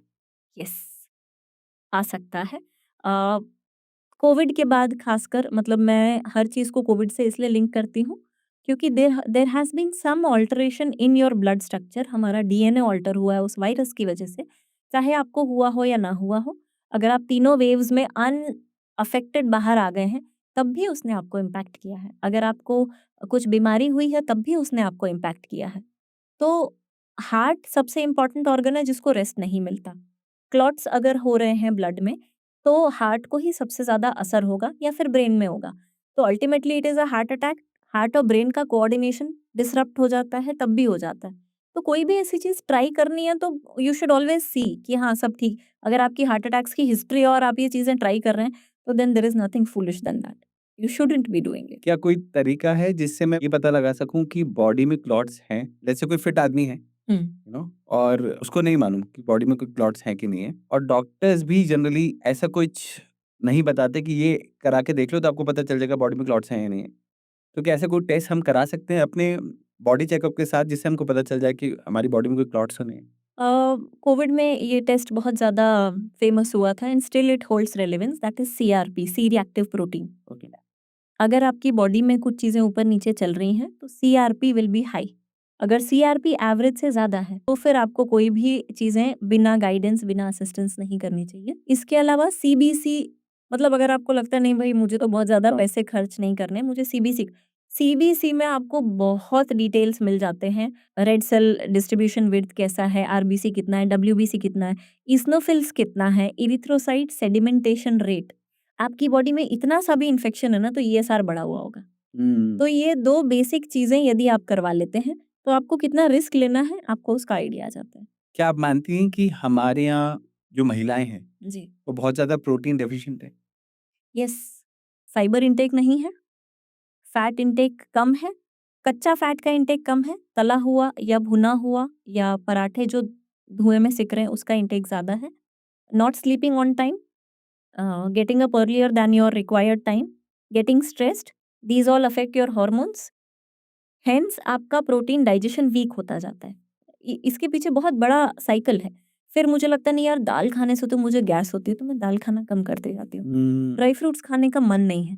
सो व्हेन दे से कि ऐसा करने का मन नहीं है, मतलब उसका डाइजेशन हैम्पर हो चुका है और फिर ये कंटिन्यू होता है। With every monthly cycle you lose a little bit of haemoglobin. With every monthly cycle PMS में आप चिड़चिड़ हुए, आपके पास उसका सॉल्यूशन नहीं हुआ, वो बढ़ता जाता है। आपको लगता है रोटी सब्जी अचार में ही हम सॉर्टेड हैं। आई फाइंड एवरीथिंग गुड, इसीलिए प्रोटीन इंटेक कम होता जाता है। दूसरा, अगर मैं वेजिटेरियंस की बात करूँ, तो वेजिटेरियंस में क्या प्रोटीन और ज़्यादा कम रहता है? नहीं, I do not quite agree with this, क्योंकि जब हम दालों की बात करते हैं, हम साबुत दालों की बात नहीं करते हैं। जैसे अगर आपने वीगन की बात की, तो वीगन लोगों से आप पूछिए पी प्रोटीन, जो हम गुपचुप गरम गुपचुप खाते हैं ना, उसके अंदर जो पीला मटर रहता है, that is excellent source of protein. ठीक है? तो वेजिटेरियन डाइट में भी प्रोटीन्स बहुत अच्छे हैं, क्योंकि बायो अवेलेबिलिटी ऑफ प्रोटीन्स बहुत अच्छा है। उस प्रोटीन से आपका शुगर लेवल बहुत स्पाइक नहीं होता है। पर again the cooking process has to be proper. Paneer बहुत अच्छा है, सोया नगेट्स बहुत अच्छे हैं, ड्रमस्टिक्स बहुत अच्छा है, मशरूम्स हैव प्रोटीन, क्वांटिटी कम है, तो आपको उसका अमाउंट ज़्यादा खाना पड़ेगा। पर ऐसा नहीं है, there are many body builders, I mean I have a lot of clients who are into weight lifting and all and they are vegetarians. Plant based protein, animal based protein, which is better? You are asking for a personal opinion or a nutritionist's opinion? Second one. A nutritionist's opinion would be anything that helps you perform better. अगर आप plant based proteins पे थे पर आप नहीं perform कर पा रहे हैं और अगर एनिमल बेस्ड प्रोटीन लेने से आपको फ़र्क पड़ता है, प्रॉब्लम्स नहीं होते, गो फॉर इट। और अगर आप एनिमल बेस्ड प्रोटीन्स ही ले रहे थे and you have a lot of health issues, और अगर प्लांट बेस्ड को लेने से या एनिमल बेस्ड कंप्लीटली छोड़ने से you have benefits, go for that. आपका कहना है कि अगर मैं सीरियस ले रहा हूँ, तो मैं प्रोटीन डेफिशिएंट नहीं हूँ। नहीं, नहीं, नहीं। सीरियल्स नहीं, मैं आप कार्ब्स शायद कहना चाह रहे हैं, क्योंकि दालों में कार्बोहाइड्रेट्स रहते हैं, इसलिए दाल बुरी है लोग बोलते हैं, ठीक है? कि दाल सिर्फ़ प्रोटीन नहीं है। पर मेरा ये क्वेश्चन हर उन लोगों से रहता है जो ये बोलते हैं सिर्फ़ प्रोटीन्स खाओ, फिर हर चीज़ के लिए सप्लीमेंट खाओ। हुँ। इसका सप्लीमेंट, उसका सप्लीमेंट, 4-5 अलग-अलग दवाइयाँ, तो भई इससे अच्छा सीधा दाल-रोटी खाओ ना। दाल ज़्यादा, रोटी कम, सैलेड ज़्यादा, रोटी कम, इस कॉम्बिनेशन में खाइए तो नुकसान नहीं होगा। और रोज़-रोज़ एक ही खाना मत खाइए, थोड़ा-सा वैरायटी ऐड कर दीजिए, दाल ही बदल दीजिए। दाल में नींबू की मात्रा बढ़ा दीजिए, वो गैस्ट्रिक इश्यू नहीं करेगा। सो कार्ब्स हर चीज़ में है, कार्ब्स आपकी रोटी में भी हैं, दाल में भी है, सैलेड में भी है। इनफैक्ट आप जितने भी नॉन वेजिटेरियन सोर्सेज़ बोलते हैं, सब में बेसिक यूनिट जो रहता है ना, कहीं न कहीं कार्ब्स रहेंगे, ज़ीरो कार्ब कोई भी चीज़ नहीं है। आप जो खा रहे हैं उसमें कार्ब्स हैं, हमको उसको फाइबर से बैलेंस करना होता है। अगर कोई जिम जा रहा है, हुँ। अपनी बॉडी बिल्डिंग करना चाहता है, तो पनीर खाना, चने खाना, ये बेटर है या प्रोटीन पाउडर खाना बेटर है? अगर आपको मैगज़ीन के कवर पे आना है while doing that workouts and all, वो आपका एम है, then go for protein powders but only under guidance, never without guidance, क्योंकि प्रोटीन पाउडर्स का बहुत बड़ा ग्रे मार्केट है। राइट। बहुत बड़ा ग्रे मार्केट है, 70% is grey market, 30% is original market. Okay. तो इसीलिए अंडर गाइडेंस, कम से कम आपका ट्रेनर आपके साथ इतना बुरा तो नहीं ही करेगा, they will want something good for you. और अगर आपको लग रहा है कि होममेड प्रोटीन पाउडर से, ड्राई फ्रूट पाउडर से मेरा काम हो रहा है, सोक्ड ड्राई फ्रूट्स की मैंने स्मूदी बना के ले ली, उससे मेरा काम चल रहा है, चलने दीजिए। स्लो एंड स्टेडी, 2 महीने में वेट लॉस के बदले साल भर में वेट लॉस। क्या काजू अच्छे नहीं होते हमारी बॉडी के लिए? बिल्कुल अच्छे होते हैं। तो फिर मना करते हैं डायटीशियंस कि काजू ज़्यादा कंज़्यूम मत करो, बादाम खाओ, या ये इस तरह की चीज़ें खाओ, काजू का इंटेक थोड़ा-सा कम रखो, ऐसा क्यों? देखिए क्या है, काजू अच्छे रहते हैं, टेस्ट में अच्छे लगते हैं, आपको भी अच्छे लगते होंगे। ना, नॉर्मल काजू नहीं खाते लोग, और जो चीज़ हमको अच्छी लगती है ना, वो हम इतनी सी नहीं खा सकते। राइट, फिर वो काजू हम 3-4 नहीं खाते, हम 15-20 खाते हैं, और एग्ज़ैक्टली। फिर हम रोज़ 15-20 काजू खाते हैं। और या फिर कुछ लोग तो और एक लेवल ऊपर उसको रोस्ट करके अमूल बटर में फिर अच्छे मैंगो के से, ऊपर डाल के हाँ, मतलब कि अच्छा लगता है। काजू को आप चने जैसे नहीं खा सकते, उसमें फैट कंटेंट ज़्यादा है, खाइए, पर्याप्त मात्रा में खाइए, मॉडरेशन। तो काजू, बादाम, पिस्ता इसको सबको कंबाइन करके रखिए, फिर खाइए तो 1 दिन में कितना ड्राई फ्रूट कंज़्यूम करना चाहिए? 2 मुट्ठी। 2 मुट्ठी। हाँ, और काजू की क्वांटिटी दोनों मुट्ठी के हिसाब से कितनी परसेंट होनी चाहिए? It should be very evenly distributed, 2 काजू, 2 बादाम, 2 साबुत अखरोट। ऐसा नहीं कि भई हम तो काजू और बादाम ही खाएँगे, तो फिर आप मत खाइए। काजू, बादाम, अखरोट, चिरौंजी, ब्लैक रेज़िन्स या मुनक्का, या फिर ठंड के दिनों में अंजीर, या फिर भिगो के ले रहे हैं तो अंजीर, काली किशमिश, इस तरह की चीज़ें। पाइन नट्स बहुत हेल्दी होते हैं। Pine nuts have much more fat content than काजू, they are much more nutrient dense than काजू। पर क्योंकि उसको छीलना पड़ता है ना, तो आधे लोग खाते नहीं थे, चिलगोज़ा जो बोलते हैं। अब छिला हुआ मिलता है तो बोलते हैं टेस्ट अच्छा नहीं लगता। तो हम काजू को ग्लैमराइज़ ना करें, उसको एज़ अ नट यदि हम खाते हैं तो बहुत अच्छा है, पर लिमिटेड। ठीक है। भीगे हुए ड्राई फ्रूट्स मुझे पता था ये आंसर ये क्वेश्चन आएगा। भीगे हुए ड्राई फ्रूट्स हाँ, या साबुत ड्राई फ्रूट्स? भीगे हुए ड्राई फ्रूट्स। क्यों? Fat content relatively easily manageable होता है, easy to chew, easy to digest, and gastric issue नहीं करेगा। पर टेस्ट अच्छा नहीं आएगा। टेस्ट से मतलब हम कुकिंग की बात ही नहीं कर रहे हैं, हम डाइट की बात कर नहीं, रहे हैं। बट ऐसा होता है ना कि जैसे हम जब बचपन में थे तो हमारे यहाँ घर पे वो गुड़ के और उसमें लड्डू बनते थे। हुँ, इसमें सोंठ और ये सब बिल्कुल, चीज़ें मिलती थी। बिल्कुल, हाँ। ऑल्दो वो मुझे अच्छे नहीं लगते थे, बट मैं क्या करता था, मैं गुड़ को हटा के जो ड्राई फ्रूट से मैं सब ड्राई फ्रूट निकाल-निकाल के खा लेता था, तो मैं टेस्ट के लिए वो लड्डू लेता था। अच्छा, तो आज भी क्या ड्राई फ्रूट्स कहीं न कहीं टेस्ट के लिए लोग नहीं लेते। जैसे पिस्ता है तो वो सोचते हैं कि मैं सॉल्टेड पिस्ता खाता हूँ। ये दिस इज़ पिस्ता के साथ ना मैं हमेशा ये वाली स्टोरी बताती हूँ। This might take a little time, but a person came to me, she said कि भई मुझे क्रैम्प्स होते हैं, पीरियड्स के टाइम पे बहुत क्रैम्प्स होते हैं, ओवरऑल बॉडी में नसें खींचती रहती है, मैं क्या खाऊँ? कोई एक चीज़ बताओ। तो मैंने बोला 5 रोस्टेड सॉल्टेड पिस्ता रोज़ खाओ। She was a person with low blood pressure, ये मेंशन करना ज़रूरी है। फिर 2 महीने बाद उनके हस्बैंड का कॉल आता है, "मैडम कब रुकना है पिस्ता खाने से?" मैंने कहा, "क्यों?" तो बोले, "मैडम 2 महीने में 2 किलो पिस्ता खा गया।" अरे बाप रे! तो तो हर चीज़ खा सकते हैं, जैसे पिस्ता इज़ ऑल्सो बेनिफिशियल, पर आप उसको लिमिटेड अमाउंट में लेंगे तो बेनिफिशियल है। तो ड्राई फ्रूट्स जब आप नॉर्मल खाते हैं ना, तो भी उसका टेस्ट नहीं आता। जैसे काजू किशमिश खाते हैं तो ठीक है, वो इसलिए कॉम्बिनेशन है काजू किशमिश, काजू बादाम किशमिश, something sweet will help it digest better. पर या जैसे लड्डू में हमने रोस्ट करके ले लिया, तो उसका टेस्ट बढ़ गया, उसका फाइबर कंटेंट अच्छे से अब्ज़ॉर्ब होगा, मॉइस्चर कम हो गया, हुँ, तो इट बिकम्स बेटर। तो राइट। मैं खा वही रही हूँ, मुझे 2 मुट्ठी ड्राई फ्रूट्स खाने हैं, सस्ते तो आएँगे नहीं dry fruits, decent enough expenditure. अब उसमें से आधा मैं डाइजेस्ट ही ना कर पाऊँ, वर्सेस मैंने भिगो के खाए तो मैं पूरा डाइजेस्ट कर पा रही हूँ। आरओआई इसमें ज़्यादा बेटर है। ओके। अब मैं फीमेल्स पे आता हूँ जी। कि आजकल फीमेल्स में इनफैक्ट मेल्स में भी दोनों के साथ अगर मैं बात करूँ, फर्टिलिटीज़ फर्टिलिटी इश्यूज़ बहुत ज़्यादा आ रहे हैं। हुँ। क्यों? अगेन आपका बॉडी क्लॉक जो है वो गड़बड़ है। अ, हम पर डे बेसिस पे गलत चीज़ें कंज़्यूम कर रहे हैं। हम शायद बचपन से कुछ एक अनहेल्दी हैबिट्स को हमारी आदत है करके कंटिन्यू कर रहे हैं। We are not going in the sunlight. Very, very, very, very important, हम फ्री विटामिन डी अब्ज़ॉर्ब नहीं कर रहे हैं, हम सप्लीमेंट्स पे रिलाई कर रहे हैं। सप्लीमेंट्स कई बार इम्पैक्ट करते हैं, कई बार वो असर नहीं भी करते। अगर बहुत ज़्यादा कॉम्प्लिकेशंस हैं तो सप्लीमेंट्स भी असर नहीं करते। And we are not working out. If you want to be fertile, females they have to be certain amount of physically active, इतना स्वेटिंग ज़रूरी है, इतने आवर्स ऑफ वर्कआउट या एक्सरसाइजिंग पर वीक ज़रूरी है। तो अगर ये दोनों ही केसेस में नहीं हो रहा है मेल्स फीमेल्स में, तो फर्टिलिटी आपकी डाउन होगी। सबसे पहले आपके हार्मोन्स इम्पैक्ट होना चालू होते हैं। The first one is thyroid. बहुत ईज़िली इम्पैक्ट होने वाला हार्मोन इज़ थायरॉइड। इसी से मूड स्विंग्स भी बहुत ज़्यादा होते हैं। बिल्कुल। और मूड स्विंग्स के कारण कनेक्शन नहीं हो पाता पार्टनर के साथ, ऐसा भी है? यस, मूड स्विंग्स के कारण कनेक्शन नहीं हो पाता। मूड स्विंग्स के कारण यू आर कॉन्स्टेंटली इरिटेबल। जब आप इरिटेबल रहते हैं तो आपकी बॉडी के मिनरल्स यूज़ होते जाते हैं।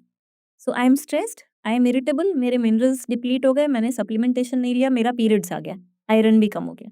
Again the same cycle continues. तो ये है प्रॉब्लमैटिक।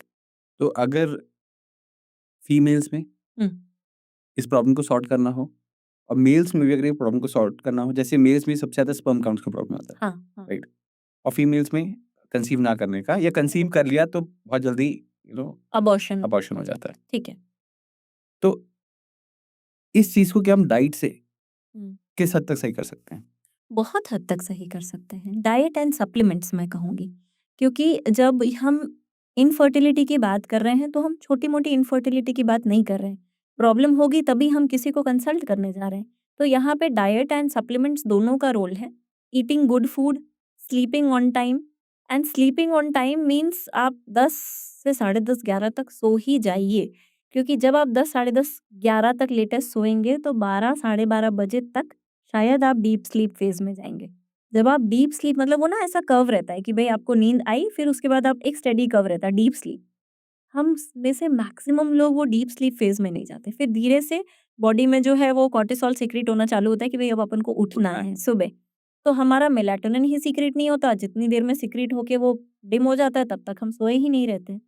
प्लस जो हम ब्लू लाइट यूसेज है हमारा, बहुत ज़्यादा। मतलब there are 2 to 3 clients I would like to tell you जिनमें मैंने सिर्फ स्टेप काउंट बढ़ाया, मैंने हाइड्रेशन बढ़ाया, सैलेड्स इंक्रीज़ किए एंड स्क्रीन यूसेज, टीवी बंद किया, फ़ोन का टाइम रिस्ट्रिक्ट किया।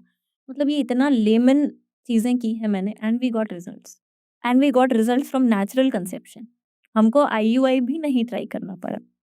तो ये सुनने में ऐसा लगता है कैसे हुआ होगा? So you can actually ask them, हो जाता है। आजकल मैं जो देखता हूँ, जैसे मेरी एक फीमेल फ्रेंड है, शी इज़ अ गायनिक, उसके पास यूरिन इन्फेक्शन वाले बहुत आते हैं, मतलब जो फीमेल्स हैं। शी वाज़ टेलिंग मी कि रिकरिंग होता रहता है, मतलब यूरिन इन्फेक्शन उसने एक बार सही किया, फिर हो गया, फिर सही किया, फिर हो गया, फिर सही किया, फिर हो गया। क्यों?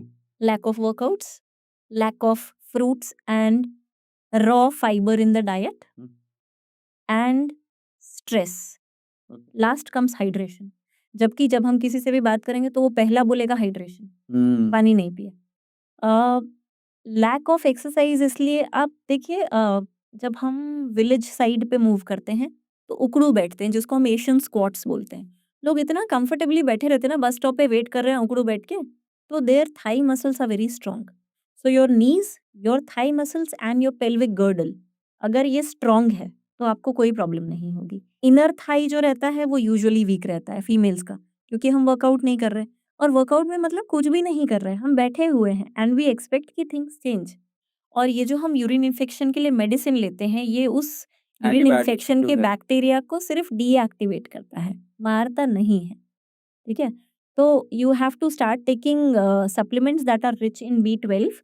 आपको मिनरल रिच चीज़ें लेने की ज़रूरत है, आपको फ्रूट्स एंड वेजिटेबल्स दोनों ही कच्चे खाने की ज़रूरत है। चटनियाँ आपके मील में हमेशा आनी चाहिए, अनार डेली बेसिस पे 1 पूरा अनार आपको खाना है। तो अनार खाने से क्या कम हो सकती हैं चीज़ें? अनार खाने से मिनरल डेंसिटी बॉडी की अचानक से बहुत अच्छी हो जाती है। रोग प्रतिरोधक क्षमता जो हम बोलते हैं जिसको हम इम्यूनिटी बोलते हैं, वो बहुत अच्छी होती है। सो स्लोली एंड ग्रेजुअली ये चेंजेस जब आप करेंगे लंबे समय तक तो it helps.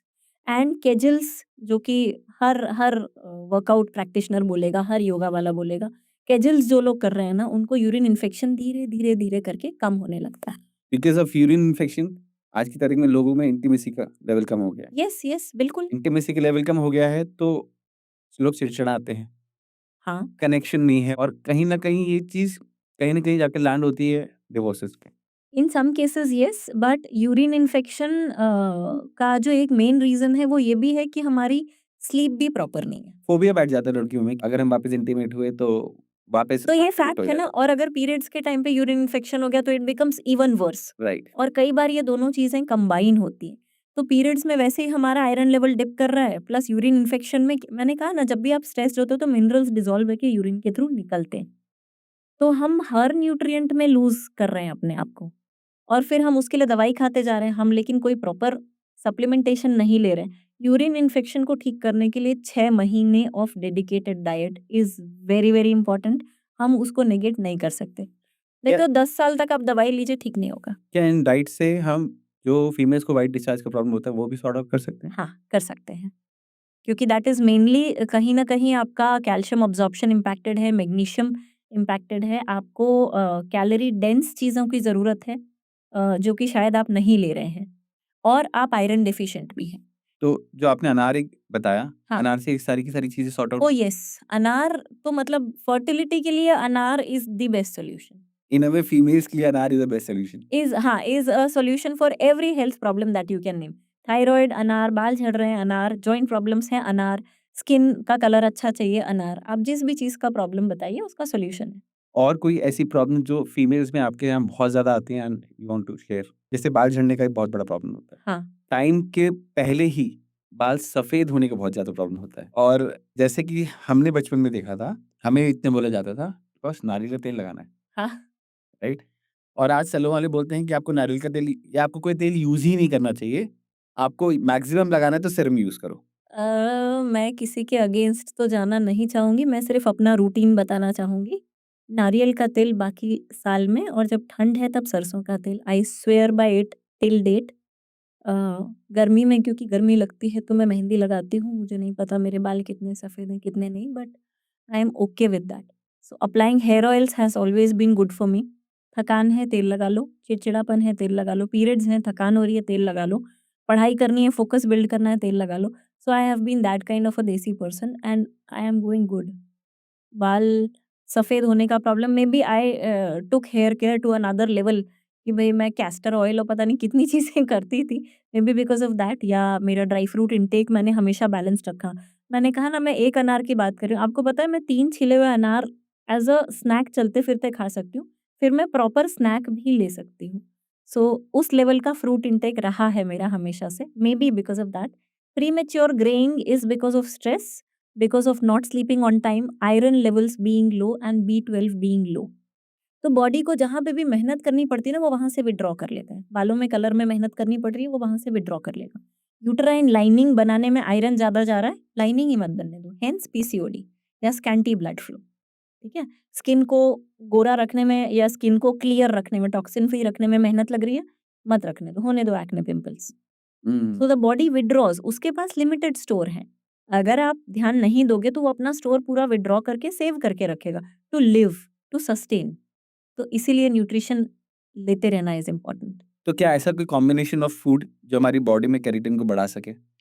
Dry fruits, okay. Dry fruits and fruits का कॉम्बिनेशन। कोई स्पेसिफिक ड्राई फ्रूट? जितने भी हार्ड च्यूइंग ड्राई फ्रूट्स हैं वो, काजू, बादाम, पिस्ता, पाइन नट्स, चिरौंजी छोटी सी, जो हम हलवे में, खीर में देखते थे बचपन में। It has high oil content, that is good.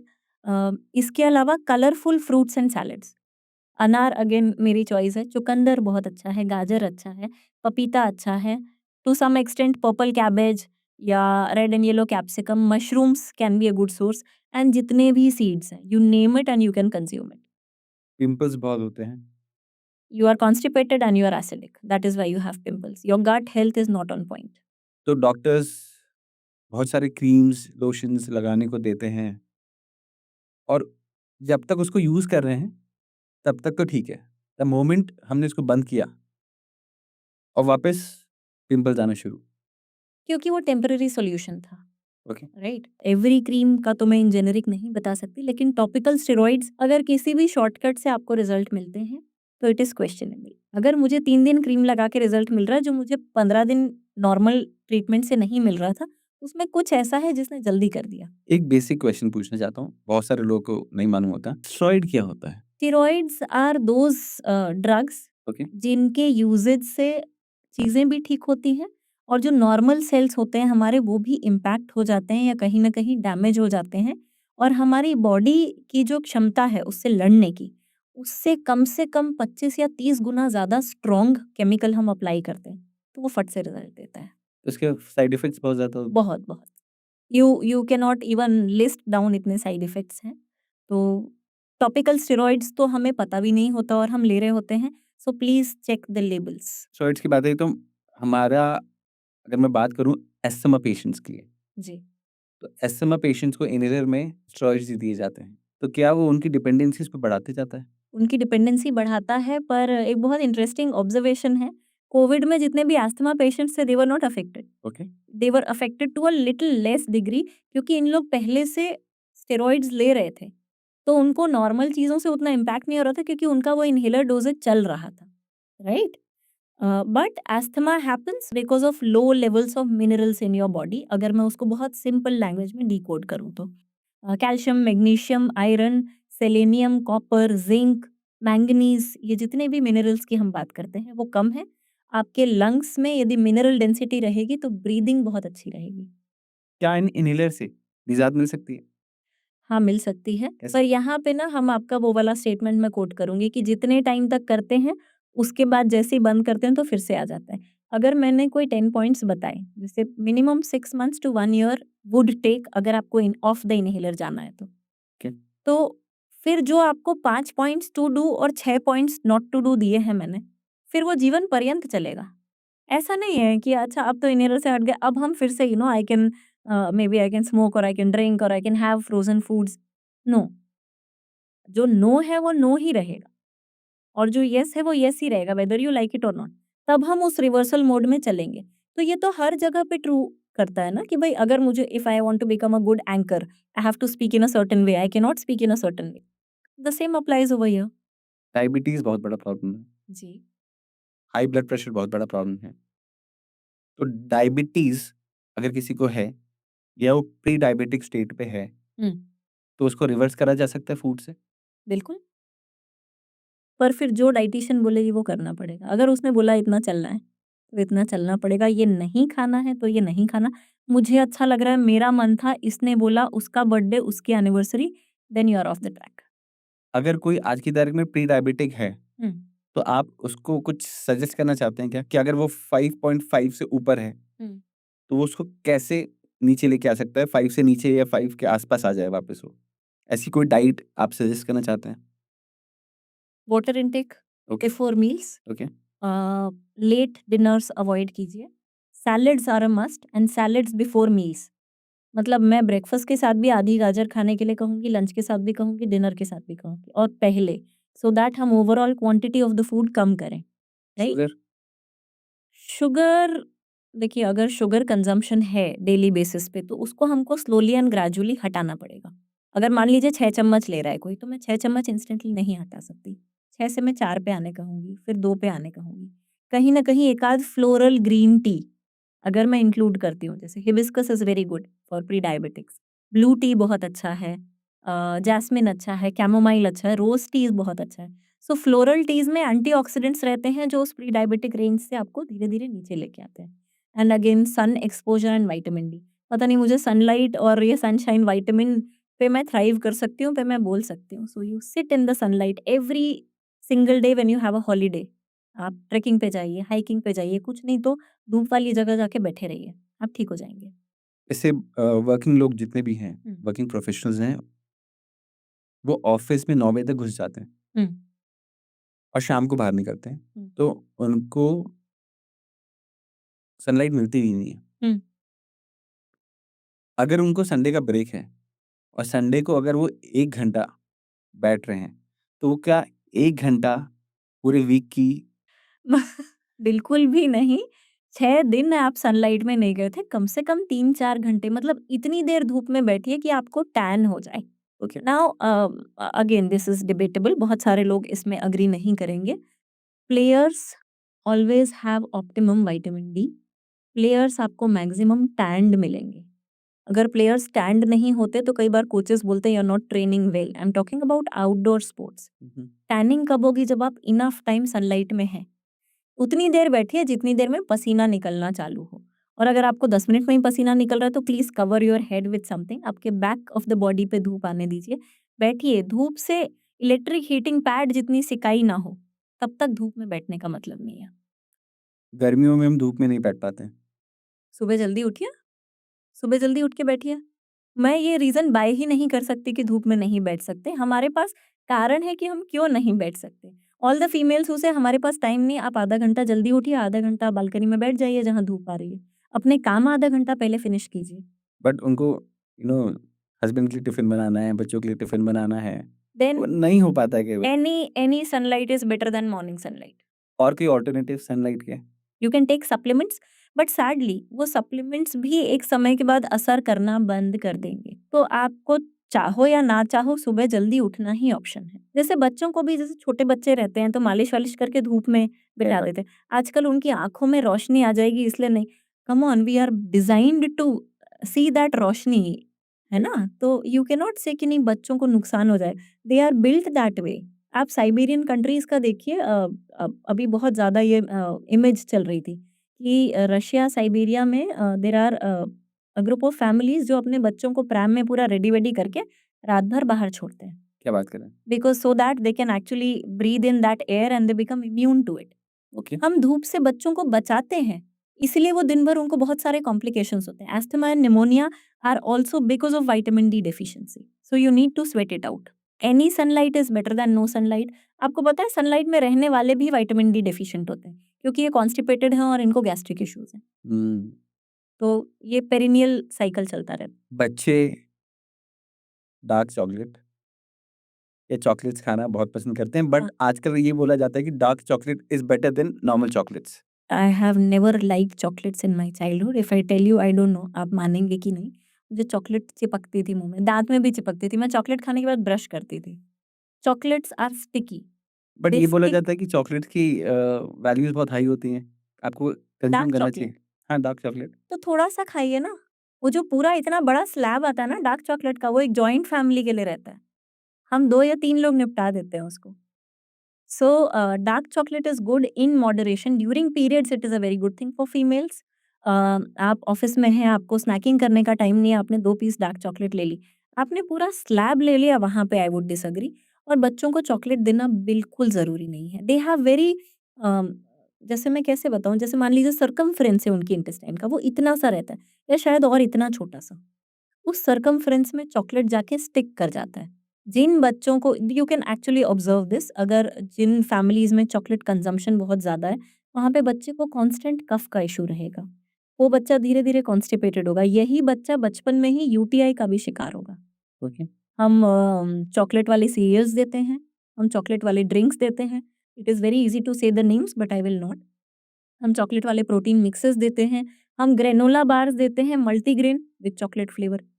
इतना ज़रूरी नहीं है चॉकलेट, उसके बिना भी हम सर्वाइव कर सकते हैं। If I can survive without it, it is not necessary. It is a desire. So उसको वीकली, फोर्टनाइटली फुलफिल कीजिए। पर यदि आप डेली चॉकलेट दे रहे, अरे बच्चे को पसंद है, बच्चे की डेफिशिएंसी से डील कीजिए। बच्चों को आजकल फ्रोज़न फूड का बहुत शौक है। My goodness! हाँ, जैसे कि फ्रोज़न मोमोज़ हाँ, या समोसा या फिर फ्रेंच फ्राइज़, अ, लच्छा आलू पराठा। टिक्की, लच्छा पराठा, स्माइलीज़। स्माइली का तो बहुत ट्रेंड है कि बच्चा छोटा है, इसको भूख लगी, 2 स्माइली तल के दे दिए इसको। हुँ। आपका क्या कहना है फ्रोज़न फूड्स पे? आपको पता है, जब हम आलू को 1 दिन पहले उबाल के रख लेते हैं, अगले दिन यूज़ करने के लिए, ये डायबिटीज़ होने का सबसे पहला स्टेप है, श्योर शॉट तरीका है। जैसे श्योर शॉट तरीके होते हैं ना हो, इससे पक्का होगा ही, ओके। है ना? क्योंकि आलू रेज़िस्टेंट स्टार्च बन जाता है, वो ब्रेक डाउन नहीं होगा, उसके लिए बॉडी ज़्यादा इंसुलिन प्रोड्यूस करेगा, इंसुलिन बाइंड नहीं होगा। अगर ये रेगुलर अफ़ेयर है, तो हम बहुत ज़्यादा insulin dependent, insulin non dependent वाले साइकिल में चले जाएँगे। तो ये जितनी भी फ्रोज़न चीज़ें हैं, इसमें यदि आलू है, तो ये 1 दिन पहले तो नहीं ही उबला हुआ, 3-4 महीने पहले उबला हुआ है। प्लस ये आलू नॉर्मल भी नहीं है, ये जेनेटिकली मॉडिफाइड है, जिससे उसका यील्ड बढ़ जाए। ओके। तो वो कंप्लीटली एक आर्टिफ़िशियल चीज़ है, जिसको हम सिर्फ़ टेस्ट के लिए खा रहे हैं। तो अगर वो ट्रेंडिंग है, आपको लग रहा है 2 स्माइली तल के देने से बच्चे की भूख मिट रही है, तो आप सिर्फ़ भूख मिटा रहे हैं, आप नरिशमेंट नहीं कर रहे हैं। Any frozen food will always lead to gut issues. फिर हम गट हेल्थ की बात करते हैं, हम प्रोबायोटिक्स की बात करते हैं। फ्रोजन फूड्स हटा दीजिए 3 महीने, टोटल हटा दीजिए, यू विल बेनिफिट। चॉकलेट्स हटा दीजिए 3 महीने, you will benefit. Frozen food मतलब केक में भी जो है आप चॉकलेट ले रहे हैं, आप स्माइली में भी चॉकलेट ले रहे हैं, है ना? राइट। या आपने उसमें चॉकलेट डिप के साथ ले लिया। So chocolates will always hamper the absorption of minerals. Minerals यानी low bone density, lung capacity weak and constipation. तो हम एक साथ बहुत सारे इश्यूज को टारगेट करते हैं जब हम फ्रोजन फूड्स भी ले रहे हैं। रेजिस्टेंट स्टार्च को डील कर रहे हैं, सिर्फ मैदा को डील कर रहे हैं, प्रोसेस्ड शुगर्स को डील कर रहे हैं। आलू की जो शुगर रहती है वो प्रोसेस्ड हो जाती है। फिर ऑब्वियसली उसका शेप वेप बनाने के लिए, मेंटेन करने के लिए भी प्रिजर्वेटिव्स डाले होंगे। तो मतलब मुझे लगता है कि शॉर्टकट में जो चीज़ है ना, वो क्वेश्चन मार्क होनी चाहिए। इतनी जल्दी ये बन के अच्छा क्यों लग रहा है? आप वो स्माइली बना के 3 दिन, हफ्ता भर रखे रहने दीजिए। अगर वो खराब हुआ, बहुत अच्छी बात है। नहीं हुआ तो प्लीज़ उसको यूज़ करना बंद कीजिए एंड वो डेफ़िनिटली खराब नहीं होगा। 1 वीक तक तो वो श्योर शॉट खराब नहीं होगा। पिज़्ज़ा? मल्टीग्रेन पिज़्ज़ा खा सकते हैं, आप यदि वर्कआउट करते हैं, तो आप पिज़्ज़ा खा सकते हैं, आप वेजीज़ ओवरलोड कर लीजिए। Cheese is also slightly but better. बच्चे जनरली मार्गरिटा पिज़्ज़ा प्रेफ़र करते हैं। तो बच्चों को मार्गरीटा पिज़्ज़ा बताया किसने? मेरा हमेशा ये क्वेश्चन रहता है। व्हाई मार्गरीटा वो पिज़्ज़ा? क्योंकि इसमें वेजीज़ नहीं है, उनको वेजिटेबल्स नहीं खाने। तो हम उनको वेजिटेबल्स नहीं खाने को ग्लैमराइज़ कर रहे हैं ना। समझिए आप, जैसे पार्टीज़ में हम जाते हैं, अरे इसको फ्रेंच फ्राइज़ दे दो। आप तो अच्छा खाना खा रहे हो यार, है ना? इसमें वेजीज़ भी हैं, वो बच्चे को बेचारे को जो आपकी लाइफ़ का प्रायोरिटी है, अगर है, तो हम उसको बेचारे को सिर्फ़ तला हुआ आलू और सॉस ही तो दे रहे हैं, क्यों दे रहे हैं? मत दीजिए। We are glamorizing margarita pizza, we are glamorizing cheese burst pizza, we are glamorizing रात को बैठे हैं, मूवी नाइट है घर पे, तो हम कैरेमल पॉपकॉर्न खाएँगे। हम क्यों ये सब कर रहे हैं? हम हर अनहेल्दी चीज़ को पहले ग्लैमराइज़ करते हैं, फिर बच्चे को बोलते हैं नहीं खाना, नहीं खाना, फिर हम बोलते हैं अरे हमको बुरा लग रहा है मना करने में। So get out from that cycle. Glamorise healthy things, दाल, चावल, रोटी, सब्ज़ी। आप कटहल की सब्ज़ी, भरवा बैंगन की सब्ज़ी, लोटस स्टेम, पालक पनीर, मेथी मटर मलाई घर में बनाइए ना। ठीक है, आजकल एक बहुत ट्रेंड चल रहा है कि बच्चों को सुबह टिफ़िन में ब्रेड पे मेयोनीज़ लगा के एक सैंडविच बना के देते हैं। मेयोनीज़ अगर होममेड है, बिल्कुल दे सकते हैं, क्या कोई होममेड दिक्कत नहीं है। बनता है मेयोनीज़? बिल्कुल, बिल्कुल हंग कर्ड से बहुत अच्छा मेयोनीज़ बनता है एंड मतलब यूट्यूब जहाँ ऊपर-नीचे गलत चीज़ें सिखाता है या इंस्टाग्राम सिखाता है, अच्छी चीज़ें भी सिखाता है। There are fabulous chefs out there जो नो स्क्रैप कुकिंग भी कर रहे हैं, जो होममेड वेरिएंट्स बना रहे हैं वीगन या वेजिटेरियन ऑप्शन से, जो नॉन-वेज ऑप्शंस हैं उनके। तो होममेड अगर है मेयोनीज़ तो येस यू कैन गिव। और अगर ब्रेड ही देना है, अगर मैदा ही देना है, प्लीज़ उसमें कुछ वेजिटेबल्स ऐड कर दीजिए। It is a humble request, please vegetables add कीजिए। Butter is still a better option, it has omega 3, it has saturated fat which is good. Butter और ग्रीन चटनी दे दीजिए, far better option than mayonnaise. White bread, brown bread, atta bread, which is better? सब बुद्धू बनाने के तरीके होता सब में एक ही है। आपने शुगर को थोड़ा-सा कैरेमलाइज़ करके ऐड कर दिया या आपने मैदा का कंटेंट हल्का-सा कम करके दूसरा आटा डाल दिया। बेसिक ऑफ बेकिंग इज़ अगर उस डो में इलास्टिसिटी नहीं है, तो ब्रेड फूलेगी नहीं। या तो होम शेफ्स या होम बेकर्स हैं जो आपको अश्योर कर रहे हैं कि वो ऐसे बना रहे हैं और अगर मल्टीग्रेन ब्रेड है तो वो चबाने में अच्छी नहीं लगेगी। अगर मल्टीग्रेन ब्रेड है तो वो उसकी स्लाइस थोड़ी-सी मोटी होगी। जैसे मान लीजिए ये मल्टीग्रेन ब्रेड का स्लाइस है। ये जो स्लाइस है ये व्हाइट ब्रेड का स्लाइस है। डेंसिटी में फ़र्क पड़ गया? मल्टीग्रेन हम 2 स्लाइस खा रहे हैं मतलब 4 slice of white bread. Right. तो ultimately it is bread unless you get it from someone who is actually assuring you कि हाँ, ये मल्टीग्रेन ब्रेड है और वो क्रम्बल करेगा, वो सॉफ्ट नहीं रहेगा। उसपे लिखा रहता है 0% मैदा। 0% मैदा, तो ऑल पर्पस फ्लावर या व्हीट को आप मैदा मत यूज़ कीजिए। आप व्हीट को बारीक पीसते जाइए, फिर छानिए, फिर पीसते जाइए, फिर छानिए। आप यूज़ व्हीट ही कर रहे हैं, आपने फाइबर हटा दिया। ऑल पर्पस फ्लावर या माल्टोडेक्स्ट्रिन कई बार एडेड रहता है, माल्टोज़ सिरप एडेड रहता है। All these are problems and these are industry names. हमको लगता है नॉर्मल है। तो ब्रेड्स नहीं खानी चाहिए, बच्चों को नहीं देनी चाहिए। I personally would say no, but then अगर आपके पास वर्क प्रेशर है, टाइम नहीं है, then add veggies to that particular sandwich. Uncured with वो जो रशियन सैलेड सैंडविच रहता है, that is still a better option. अगर कोई बच्चे को पिज़्ज़ा खाना है हाँ, या कोई एडल्ट को भी पिज़्ज़ा खाना है, तो 1 महीने में वो कितनी बार खा सकता 1 महीने में आप जितनी बार दौड़ते हैं, है? ओके। उसका हाफ़, और अगर दौड़ते ही नहीं है तो? तो बिल्कुल मत खाइए।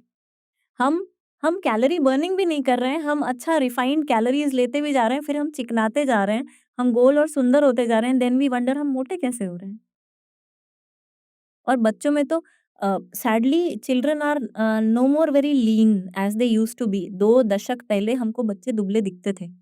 हमको बड़े कम बच्चे दुबले दिखते हैं आजकल, आप देखिए। एंड अजीब से फूले से रहते हैं बच्चे। मतलब ऐसा भी नहीं कि वो खा पी के ठोस हैं, कि भई हाँ, they are energetic. They are low on energy लेकिन वो अच्छे मोटे भी हैं। बच्चे always high on energy, bumping and bouncing with energy होने चाहिए। अगर वो नहीं है, तो हम उनको गलत खिला रहे हैं और अगर आप लाड़ करके गलत खिला रहे हैं, तो इससे ज़्यादा बुरे आप नहीं हो सकते अपने बच्चे के साथ। कोई और इतना बुरा नहीं हो सकता कि उसको गलत चीज़ खिला के आप खुश हो। तो हमने जैसे बहुत सारे ऑप्शंस कट कर दिए, बच्चों को ब्रेक टिफ़िन में नहीं दे सकते, राइट? तो क्या हेल्दी ऑप्शंस हैं जो हम बच्चों को दे सकते हैं? क्यों? बहुत हेल्दी ऑप्शंस हैं, उपमा बहुत हेल्दी ऑप्शन है, अप्पे बहुत अच्छा ऑप्शन है, आप पराठे बना के दीजिए, अलग-अलग साइज़ेज़ में शेप्स में कट करके दे दीजिए पराठे। फ्रेश पनीर बनाइए घर पे, उसी में आटा लगाइए, उसी में धनिया, हरी मिर्च या नहीं भी डालना धनिया, हरी मिर्च तो नमक और काली मिर्च, उसी में आटा लगा के उसका पराठा बना that is a high protein paratha. या पनीर उबाला, उसी में थोड़ी-सी पालक पीस के डाली, उसके पराठे बना दिए, पूड़ियाँ बना दीजिए। बच्चों को पूड़ियाँ घर पे बना के दीजिए, फ्रॉम रिफाइंड ऑयल नहीं, फ्रॉम फिल्टर्ड ऑयल। घी में पूड़ी तल के दीजिए, that is a good option. Pulao बहुत अच्छा ऑप्शन है, पनीर टिक्का घर में बना लीजिए, that is a good option. Dry fruit smoothies बना लीजिए, माइनस द चॉकलेट पार्ट, बहुत अच्छा ऑप्शन है। आपको उनके सामने मुस्कुरा के बैंगन की सब्ज़ी खानी पड़ेगी सालों, ये बताने के लिए कि बैंगन अच्छा है। So it is a tough job, parenting is tough these days. Poha versus नींबू पानी, व्हिच इज़ बेटर? पोहा और नींबू पानी दोनों। ओके, पोहा भी ले लीजिए, उसके बाद नींबू पानी भी ले लीजिए। Okay. Yes, so that is a good option and a good combination for digestion. नींबू पानी वर्सेस कोकोनट वाटर। नींबू पानी वर्सेस कोकोनट वाटर में coconut water can be consumed usually in the warm months of the year. जब गर्मी है, आपको पसीना आ रहा है, तो नारियल पानी आपके लिए है। नारियल पानी आप रात में भी ले सकते हैं अगर आपको हल्का सा गैस्ट्रिक इशू होता है तो। नींबू पानी should be consumed before meals for fat loss, before meals skin glow के लिए, before meals for iron levels boosting. और बोलते हैं एम्प्टी स्टमक लेना चाहिए सुबह उठ के। दिस इज़ समथिंग जो मैंने पिछले कितना 19 साल, साढ़े 7 महीनों में तो नहीं रिकमेंड किया है एम्प्टी स्टमक पे नींबू पानी, आई नेवर रिकमेंड। कुछ प्रॉब्लम करता है बॉडी में? सी इंडियंस आर अ रेस जिनमें जॉइंट प्रॉब्लम्स बहुत फ्रीक्वेंटली देखे जाते हैं, ठीक है? सुबह हमने कुछ खट्टी चीज़ ले ली, उसकी वजह से दाँत खट्टे होना या इस तरह की चीज़ें होना, तो मैं नींबू पानी के अगेंस्ट नहीं हूँ, पर खाली पेट मत लीजिए। ब्रेकफ़ास्ट के पहले ले लीजिए, ब्रेकफ़ास्ट के 1 घंटे बाद ले लीजिए, मिड मील ले लीजिए, है ना? इवनिंग में लंच के बाद आपको लगता है कुछ पीना है, नींबू पानी विद सॉल्ट ले लीजिए। तो नींबू पानी is good, but I have never recommended it सुबह खाली पेट। सुबह खाली पेट सौंफ रात में भिगाई, सुबह छान के उसका पानी ले लिया। जीरा रात में भिगाया, सुबह छान के उसका पानी ले लिया। तुलसी पुदीना हाथ से क्रश किया, सुबह छान के उसका पानी ले लिया। हर चीज़ फ़ायदा करेगी।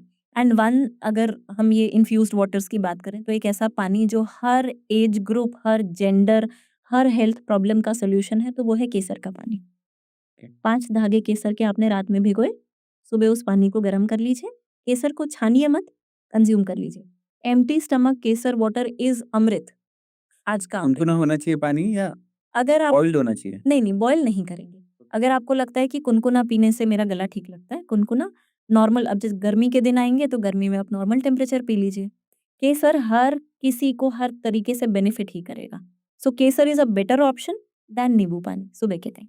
नींबू पानी में हम सॉल्ट के साथ जब लेते हैं तो लोग आजकल शुगर की जगह हुँ, उसमें हनी डालते हैं, शहद डालते हैं। हुँ। क्या वो ठीक है? To some extent yes and to some extent no. नींबू पानी अगर आप ले रहे हैं तो सिर्फ पानी और नींबू लीजिए, ओके, है ना? सॉल्ट इसलिए कि कई बार जो हमको भूख लगती है ना पेस्ट्री खाने की, राइट। वो भूख इज़ सॉल्ट डेफिशिएंसी। तो आप नींबू पानी को नमक के साथ ले लीजिए, पेस्ट्री खाने की क्रेविंग शांत हो जाएगी। मतलब आपने हल्का-सा नींबू के ऊपर नमक लगा के थोड़ा-सा चाट भी लिया ना आपने, तो आपकी वो क्रेविंग कम्फर्ट फूड की कम हो जाएगी, क्योंकि वी आर सोडियम डेफिशिएंट। पर हम ये जो हनी ले रहे हैं या जो शक्कर ले रहे हैं या आर्टिफिशियल स्वीटनर ले रहे हैं या गुड़ ले रहे हैं, उसके बदले आई वुड सजेस्ट किशमिश, मुनक्का, खुबानी, काली किशमिश, अंजीर, खजूर, छुहारा, जहाँ पे आपको और नरिशमेंट भी मिल रहा है मीठे के अलावा। तो ये मेरी पर्सनल चॉइसेस रहती हैं फॉर माय क्लाइंट्स। शुगर छोड़ने का सबसे बढ़िया तरीका? इलायची चबाइए दिन भर, भुंजी हुई लौंग चबाइए। शुगर छूट जाएगी? बिल्कुल। ओके। हाँ, क्योंकि इलायची इनफैक्ट मुलेठी का पानी भी उबाल के पी सकते हैं। ये सारे वो जो थर्स्ट क्रेविंग्स या शुगर क्रेविंग्स होती है ना, उसके रिसेप्टर्स को बाइंड करता है। तो अगर मैं वैसे तो मैं शुगर बहुत ही रेयरली लेता हूँ, जी। बट अगर मुझे कभी इच्छा होती है शुगर लेने की, तो मैं छोटा-सा पीस गुड़ का ले लेता हूँ। क्या सही है? हाँ, ले सकते हैं। नींबू पानी विथ सॉल्ट भी लीजिए और गुड़ भी लीजिए। विटामिन सी लोड भी कीजिए बॉडी में और आयरन डेंस जैगरी भी लोड कीजिए, दोनों न्यूट्रिएंट्स ऐड कीजिए। आजकल के जो बच्चे हैं, जैम्स बहुत कंज़्यूम करते हैं। Mix fruit jam, mango jam, क्या ठीक है? अगर आपके लेबल में जो आप जैम कंज़्यूम कर रहे हैं, उसके लेबल में शुगर कंटेंट कितना है वो इम्पोर्टेंट है, फ्रूट कंटेंट कितना है। आपने जैम वाला क्वेश्चन पूछा इससे मुझे याद है सॉस भी बहुत कंज़्यूम एग्ज़ैक्टली, मैं करते हैं, उसी पे आने वाला था अभी। केचअप भी बहुत कंज़्यूम करते हैं। लेकिन आपको पता है 60 टू 70% टोमेटो का कंटेंट होना चाहिए टोमेटो केचअप में या 60 टू 70% मिनिमम फ्रूट कंटेंट होना चाहिए जैम में, पर वो रहता सिर्फ 30% है। ओके, 30% फ्रूट, 25% शक्कर। बाकी क्या है? इस पे क्वेश्चन रेज़ कीजिए और बाकी कंटेंट जहाँ कम हो वो वाला jam purchase. So go towards home chefs, home cooks. Plus मैं अभी एक वीडियो देख रहा था, तो उसमें दिखा रहे थे कि खराब-खराब टमाटर भी जा रहे हैं। हमको जितने भी केचअप्स हैं, कंज़्यूम करने चाहिए? अगर या कभी हमको करना पड़े, हाँ, तो महीने में हम कितनी बार कंज़्यूम कर सकते हैं? देखिए करना पड़े में अगर वही ईटिंग ऑप्शन है आपके पास, तो 1 टीस्पून, 2 टीस्पून्स तक ठीक है। पर उसके बिना भी हम सर्वाइव कर सकते हैं एंड सैडली द टोमेटो केचअप्स जो हमको मिलते हैं मार्केट में, 22% भी टमाटर नहीं है। हुँ। आप सोचिए हम क्या कर मुझे ना कई बार लगता है कि हम वैसे तो हम बड़ा ध्यान देते हैं सब्ज़ी कितने की है। सॉस में हम ध्यान नहीं देते इसमें टमाटर है कि नहीं। इस पे मैंने वीडियो बनाया था मेरे ख़्याल से 8-9 साल पहले तब वो फ़ेसबुक में उसने बहुत व्यूज़ क्रॉस किए थे। आपके केचअप में क्या है? That was a topic. So जब जब हम छोटे थे तब केचअप जो मार्केट में मिलता था उसमें 70% टमाटर रहता था। अब वो 22% है तो भई आप डाल क्या रहे हैं केचअप में? तो राइट, ये वाला क्वेश्चन प्लीज़ अपने दिमाग में लेके आइए। अपने बच्चे को जो खिला रहे हैं, मैं ये नहीं कहती कि हीरे मोती ही खिलाइए, राइट। पर खाना तो खिलाइए, न्यूट्रिशन तो दीजिए बेसिक। एक दिन में कितना पानी ज़रूरी है? ओह! Minimum 2.5 litre, okay. इतना तो हर किसी को पीना चाहिए। मैं कहीं सुन रहा था कि जितनी बार आप वॉशरूम जाते हैं, तो वॉशरूम से तुरंत आने के बाद आपको पानी पीना चाहिए। ऐसा नहीं है, आप वॉशरूम जाने के पहले भी you can consume water and there is a very interesting observation बहुत लोग बोलते हैं गर्म पानी पीना ठीक है, बहुत लोग बोलते हैं ठंडा पानी अच्छा होता मैं है। पूरे टाइम गर्म पानी पीने की कोशिश करता हूँ। क्या वो सही है? तो अगर आप गर्म पानी पीते हैं, तो आपकी बॉडी ज़्यादा पानी अब्ज़ॉर्ब करता है और आपकी वॉशरूम विज़िट्स कम हो जाती है। So you drink more water लेकिन आप बार-बार बाथरूम नहीं जाते। आप एक बार जाते हो, आप इवैक्यूएट करते हो and then you come back. 1 glass पानी पीने पे एक बार वॉशरूम नहीं जाना पड़ता। 3-4 ग्लास पानी पीने पे यू गो और ऐसा भी नहीं कि ब्लैडर में पानी भरा रहता है। सो दिस हैपेंस विथ गर्म पानी। नॉर्मल पानी के साथ ये होगा जितना पानी पिएँगे उतनी फ्रीक्वेंट वॉशरूम विज़िट्स रहेंगी। तो एक जो ट्रेडिशनल विज़डम या जो बहुत सारी आर्टिकल्स हम लोगों ने पढ़े हैं, उसके हिसाब से ये जो मेरा निष्कर्ष निकला अभी तक कि आप पानी पीते रहिए। ऐसा नहीं कि बाथरूम से आने के बाद। इन जनरल आपके डेस्क पे या आपके घर में एक पानी का ग्लास भरा हुआ रहना चाहिए और एवरी ऑवर या एवरी 65 टू 70 मिनट्स पानी पीते रहिए। एडवाइजेबल इज़ वॉशरूम जाने के पहले पानी पीना। That is more advisable. जैसे हमने डिस्कस किया कि फैट लॉस बहुत बड़ा प्रॉब्लम है आज की तारीख में। ये भी हमने डिस्कस किया कि हर किसी की डाइट अलग-अलग होती है, पर्सन टू पर्सन वेरी करती है। बट क्या ऐसी कोई डाइट है जो हर कोई फॉलो कर सकता है? Double amount of chewing every bite क्या? ये हर किसी पे अप्लाई करेगा। मैं यदि 5 बार चबाती हूँ, तो मैं 10 बार एक और चबाऊँगी, 10 बार चबाती हूँ, तो 20 बार चबाऊँगी। पहला रूल ये। दूसरा, जैसे ही भूख लगती है, पहले तो पानी पी लो। ओके, समझ में आए कि किस चीज़ की भूख लग रही है, उसके पहले पानी पी लो। ओके, तीसरा, लौंग, इलायची, सौंफ, अजवाइन, depending on what suits you. Okay. Consume this at least 2 to 3 times in a day. ये आपकी बॉडी को ट्रेस मिनरल्स में बहुत रिच रखेगा, टॉक्सिन रिमूवल बहुत अच्छा करेगा। चौथा, टाइम पे सोइए। मतलब ये तो हर कोई कर सकता है, इसमें से कुछ भी बहुत डिफ़िकल्ट नहीं है। टाइम पे सोइए मतलब 10 बजे बत्ती बंद, फ़ोन बंद, टीवी बंद, वाई-फाई बंद, मिक्सर का स्विच बंद, फ्रिज नहीं, माइक्रोवेव का स्विच बंद। So you reduce the electromagnetic field of your house. This also helps you sleep deeply. go into the deep sleep phase. क्या वाईफाई की जो सिग्नल सबके घर पे वाईफाई लगा रहता है, क्या वाईफाई आपकी नींद खराब करता है? हाँ, रेगुलर एक्सपोजर पे yes, but then there are very less studies. Actually funding बहुत कम होती है ऐसी स्टडीज को, क्योंकि ये मॉडर्नाइजेशन को बढ़ावा नहीं देगा, फिर तो लोग वाईफाई कम यूज करेंगे, राइट। है ना? तो नुकसान करती हैं चीजें। जिसकी स्टडीज बहुत ज्यादा अबंडेंटली अवेलेबल है और जिसको बोलते हैं ये तो मैगजीन में आया है, बहुत अच्छा है, तो भाई वो अच्छा नहीं है, ये मान लीजिए। तो इन अ वे जो हमारा डिस्कशन अभी निकला, जी। पैक्ड फूड जो भी इंडस्ट्री से बन के निकला है, that are not good. Yes, slowly and gradually इसका कंजम्पशन कम करिए, इस पे डिपेंडेंट मत रहिए, और सबसे इजी है इसकी स्टॉकिंग ही मत कीजिए। जो आपकी पैंट्री में रहेगा, जो आपके फ्रिज में रहेगा, वो आप खाएंगे। या फ्रिज में है ही नहीं, ड्राई फ्रूट्स ही हैं, मन नहीं है तो भी काजू बादाम खा के काम चलाइए। राइट। आलू टिक्की या लच्छा पराठा से बेटर ऑप्शन। सत्तू स्टोर कीजिए, हर घर में सत्तू होना चाहिए, और प्रॉपर गाँव से जाके बन के गया वाला, जिसको हाथ से भूंजते हैं, कूटते हैं, उसका फ्लेवर ही अलग लेवल रहता है। We need to glamorise sattu. Cheat day versus cheat meal, which is better? Cheat day तब होना चाहिए जब आपने वर्कआउट्स किए हैं। वर्कआउट भी नहीं और चीट डे भी इज़ डबल डेंजरस। वर्कआउट करिए, उस दिन चीट डे रखिए। No workout, no cheat day. और चीट मील इज़ ओकेजनल, कि भई हाँ, और चीट मील ना घर पे अच्छा वाला होना चाहिए, कि भई पुलाव, सो रोटी, माय पूरी। क्वेश्चन इज कि जैसे अगर मैं 6 दिन जा रहा हूँ, जिम जा रहा हूँ, राइट? हाँ। और मैंने सोचा कि संडे को हुँ, मुझे चीट करना है, हुँ। तो मुझे चीट मील पे करना चाहिए या उस दिन पूरे दिन में कुछ भी खा सकता हूँ? तो मुझे पूरा चीट डे बनाना चाहिए या सिर्फ़ एक मील पे एक चीट कर लेना चाहिए? अगर आपको चीट डे बनाना है तो इंटरमिटेंट फास्टिंग करिए, ओके। और फिर चीटिंग करिए, तो आपके पास 5 आवर्स ईटिंग विंडो है। और चीट मील करना है तो ब्रेकफास्ट, ब्रंच, लंच या हाई टी, डिनर नहीं, स्पेसिफिकली डिनर नहीं। डिनर में किस तरह का फूड अवॉइड करना चाहिए? हेवी ग्रेवी लिडन फूड्स, बहुत ज़्यादा रोटी या बहुत ज़्यादा चावल, सैलेड नहीं, चटनी नहीं, मीठा जो कि आप डिनर के आधे घंटे बाद आराम से बैठ के डाइनिंग तुरंत की बात टेबल तुरंत, कि तुरंत तुरंत मीठा चाहिए। तुरंत नहीं, कई लोग बोलते हैं थोड़ा ये खाना सेटल हो जाएगा फिर तो भी मीठा खाएँगे, तो और डबल वैमी है। तो अगर आपको संडे को चीट मील डिनर ही करना है, पहले अपना गाजर का हलवा खा लीजिए। फिर आप सैटिस्फाई हो जाएँगे, मन एकदम खुश हो जाएगा, तो खाना खाने की क्रेविंग कम हो जाएगी। सो शायद कहीं कैलोरी बैलेंसिंग हो जाएगी। So eat your desserts first when you are having your dinner. Breakfast करना ज़रूरी होता है? हाँ, अगर आपका दिन बहुत हेवी होने वाला है मेंटली और नहीं, नॉर्मल नॉर्मल एग्ज़ॉस्टिंग है, डे टू डे लाइफ़ में। yes, it is necessary. Quantity depends on how busy your routine is. But पहले के ज़माने में ब्रेकफ़ास्ट का कोई कम वो था ही नहीं, कांसेप्ट था ही नहीं ब्रेकफ़ास्ट का।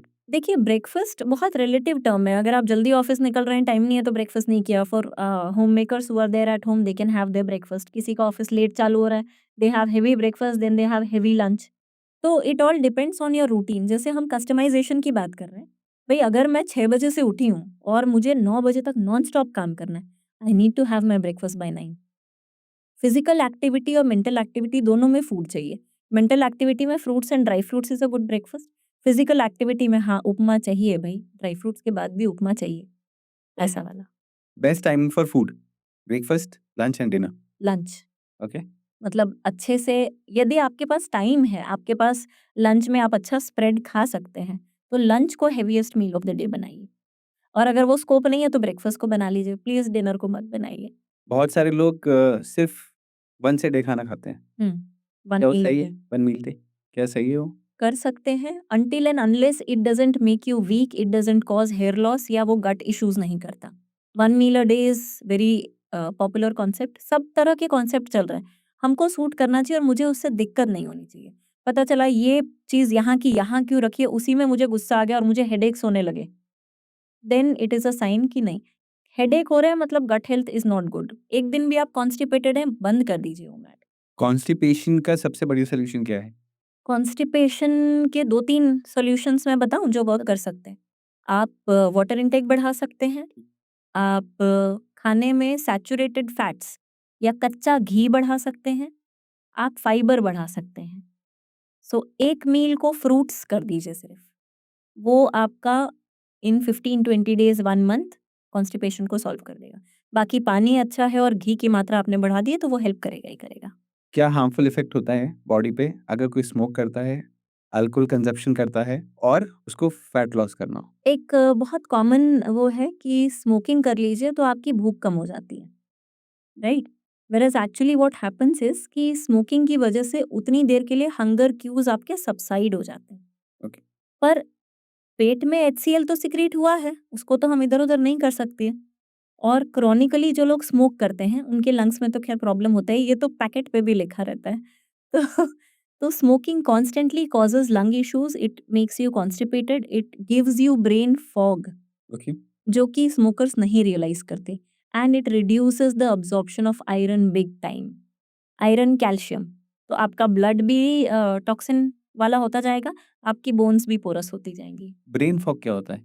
अ state where you are not able to think much, आप या तो ज़बरदस्ती दुखी हो या ज़बरदस्ती खुश हो या आप कुछ भी नहीं सोच पा रहे हो। ये क्या एंग्जायटी या डिप्रेशन की तरफ लेके जाता है? स्मोकिंग छोड़ना कई बार लेके जाता है क्योंकि हमको एक स्टेट ऑफ यूफोरिया या स्टेट ऑफ हैप्पीनेस में रहने की आदत हो जाती है। भले ही बाजू में रोड एक्सीडेंट हो गया हो, हम मुस्कुराते रहते हैं। That is not normal. हुँ। तो इसीलिए regular smoking is always dangerous for any age group is dangerous. बोलते हैं बियर पीने से फैट लॉस होता है। क्या होता है?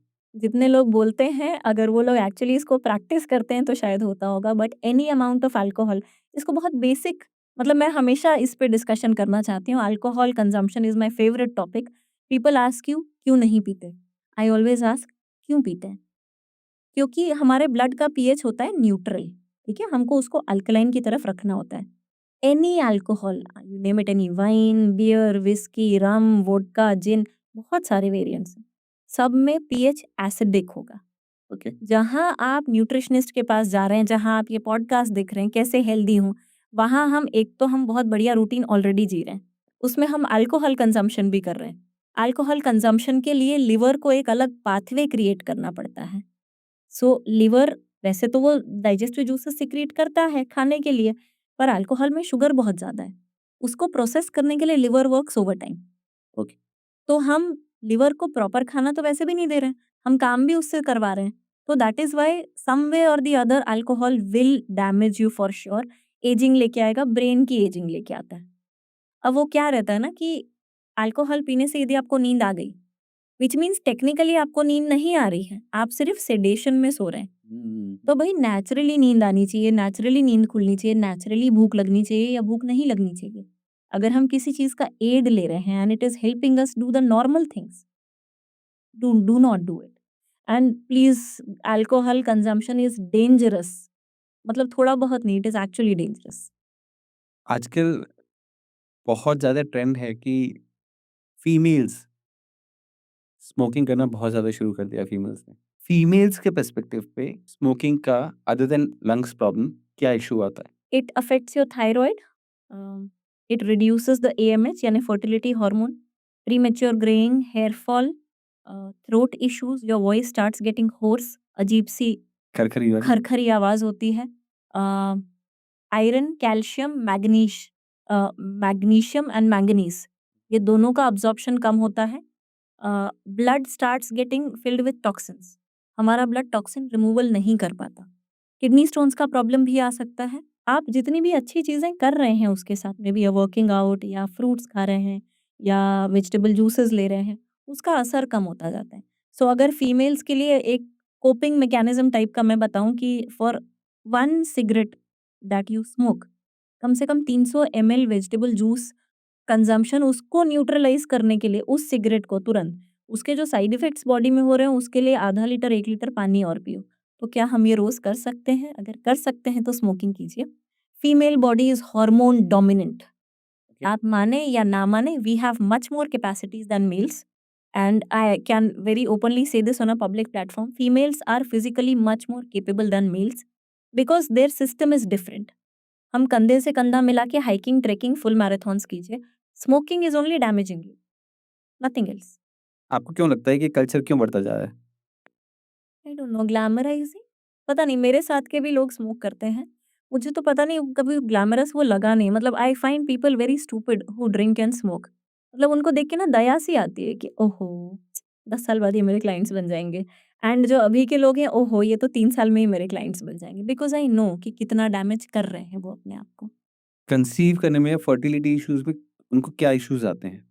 AMH गोज़ लो, एंटी मुलेरियन हार्मोन, जो कि आपके एग स्टोर्स रहते हैं या आपके एग्स कितनी तेज़ी से डिप्लीट होते हैं, उस चीज़ को डिटरमाइन करता है। तो AMH आपका अफ़ेक्ट होता है। फॉलिकल स्टिमुलेटिंग हार्मोन यानी ओव्यूलेशन के टाइम पे जो एग रिलीज़ होता है ओवरीज़ में, उसको इम्पैक्ट कर देता है। Thyroid stimulating hormone that is TSH, उसको या तो ऊपर कर देगा या नीचे कर देगा। सो बहुत सारे, मतलब ये तो डोमिनेंट हार्मोन्स हैं। एस्ट्रोजन, प्रोजेस्टेरोन के बैलेंस को गड़बड़ करेगा, स्किन ड्राई करेगा, आँखों के पास आपके dark circles and flaky skin आएगी। फिर आप डर्मैट के पास ट्रीटमेंट के लिए जाओगे, कोई मतलब नहीं है। और मेल्स में? Males में the impact is relatively lesser because they are not hormone dependent, they are metabolism dependent.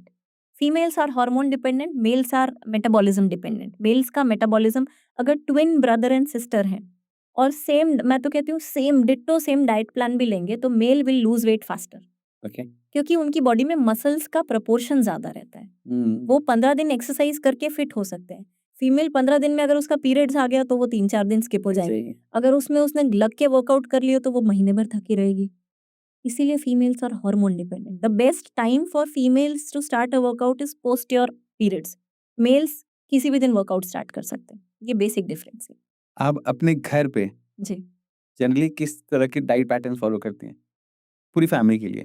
पूरी फैमिली के लिए। और कुछ स्पेसिफिक रूल्स बना रखे हैं आपने? हाँ, my God. So the specific rules are getting up on time and breakfast 10 बजे के बाद यदि आ रहे हो तो नो ब्रेकफास्ट, सीधा लंच मिलेगा या ब्रंच मिलेगा। फ्रूट कंपल्सरी है। मुझे क्योंकि फ्रूट्स पसंद है तो मैं ज़्यादा फ्रूट्स खाती हूँ, मैं हर फ्रूट खाती हूँ, मैं सीज़नल फ्रूट्स खाती हूँ।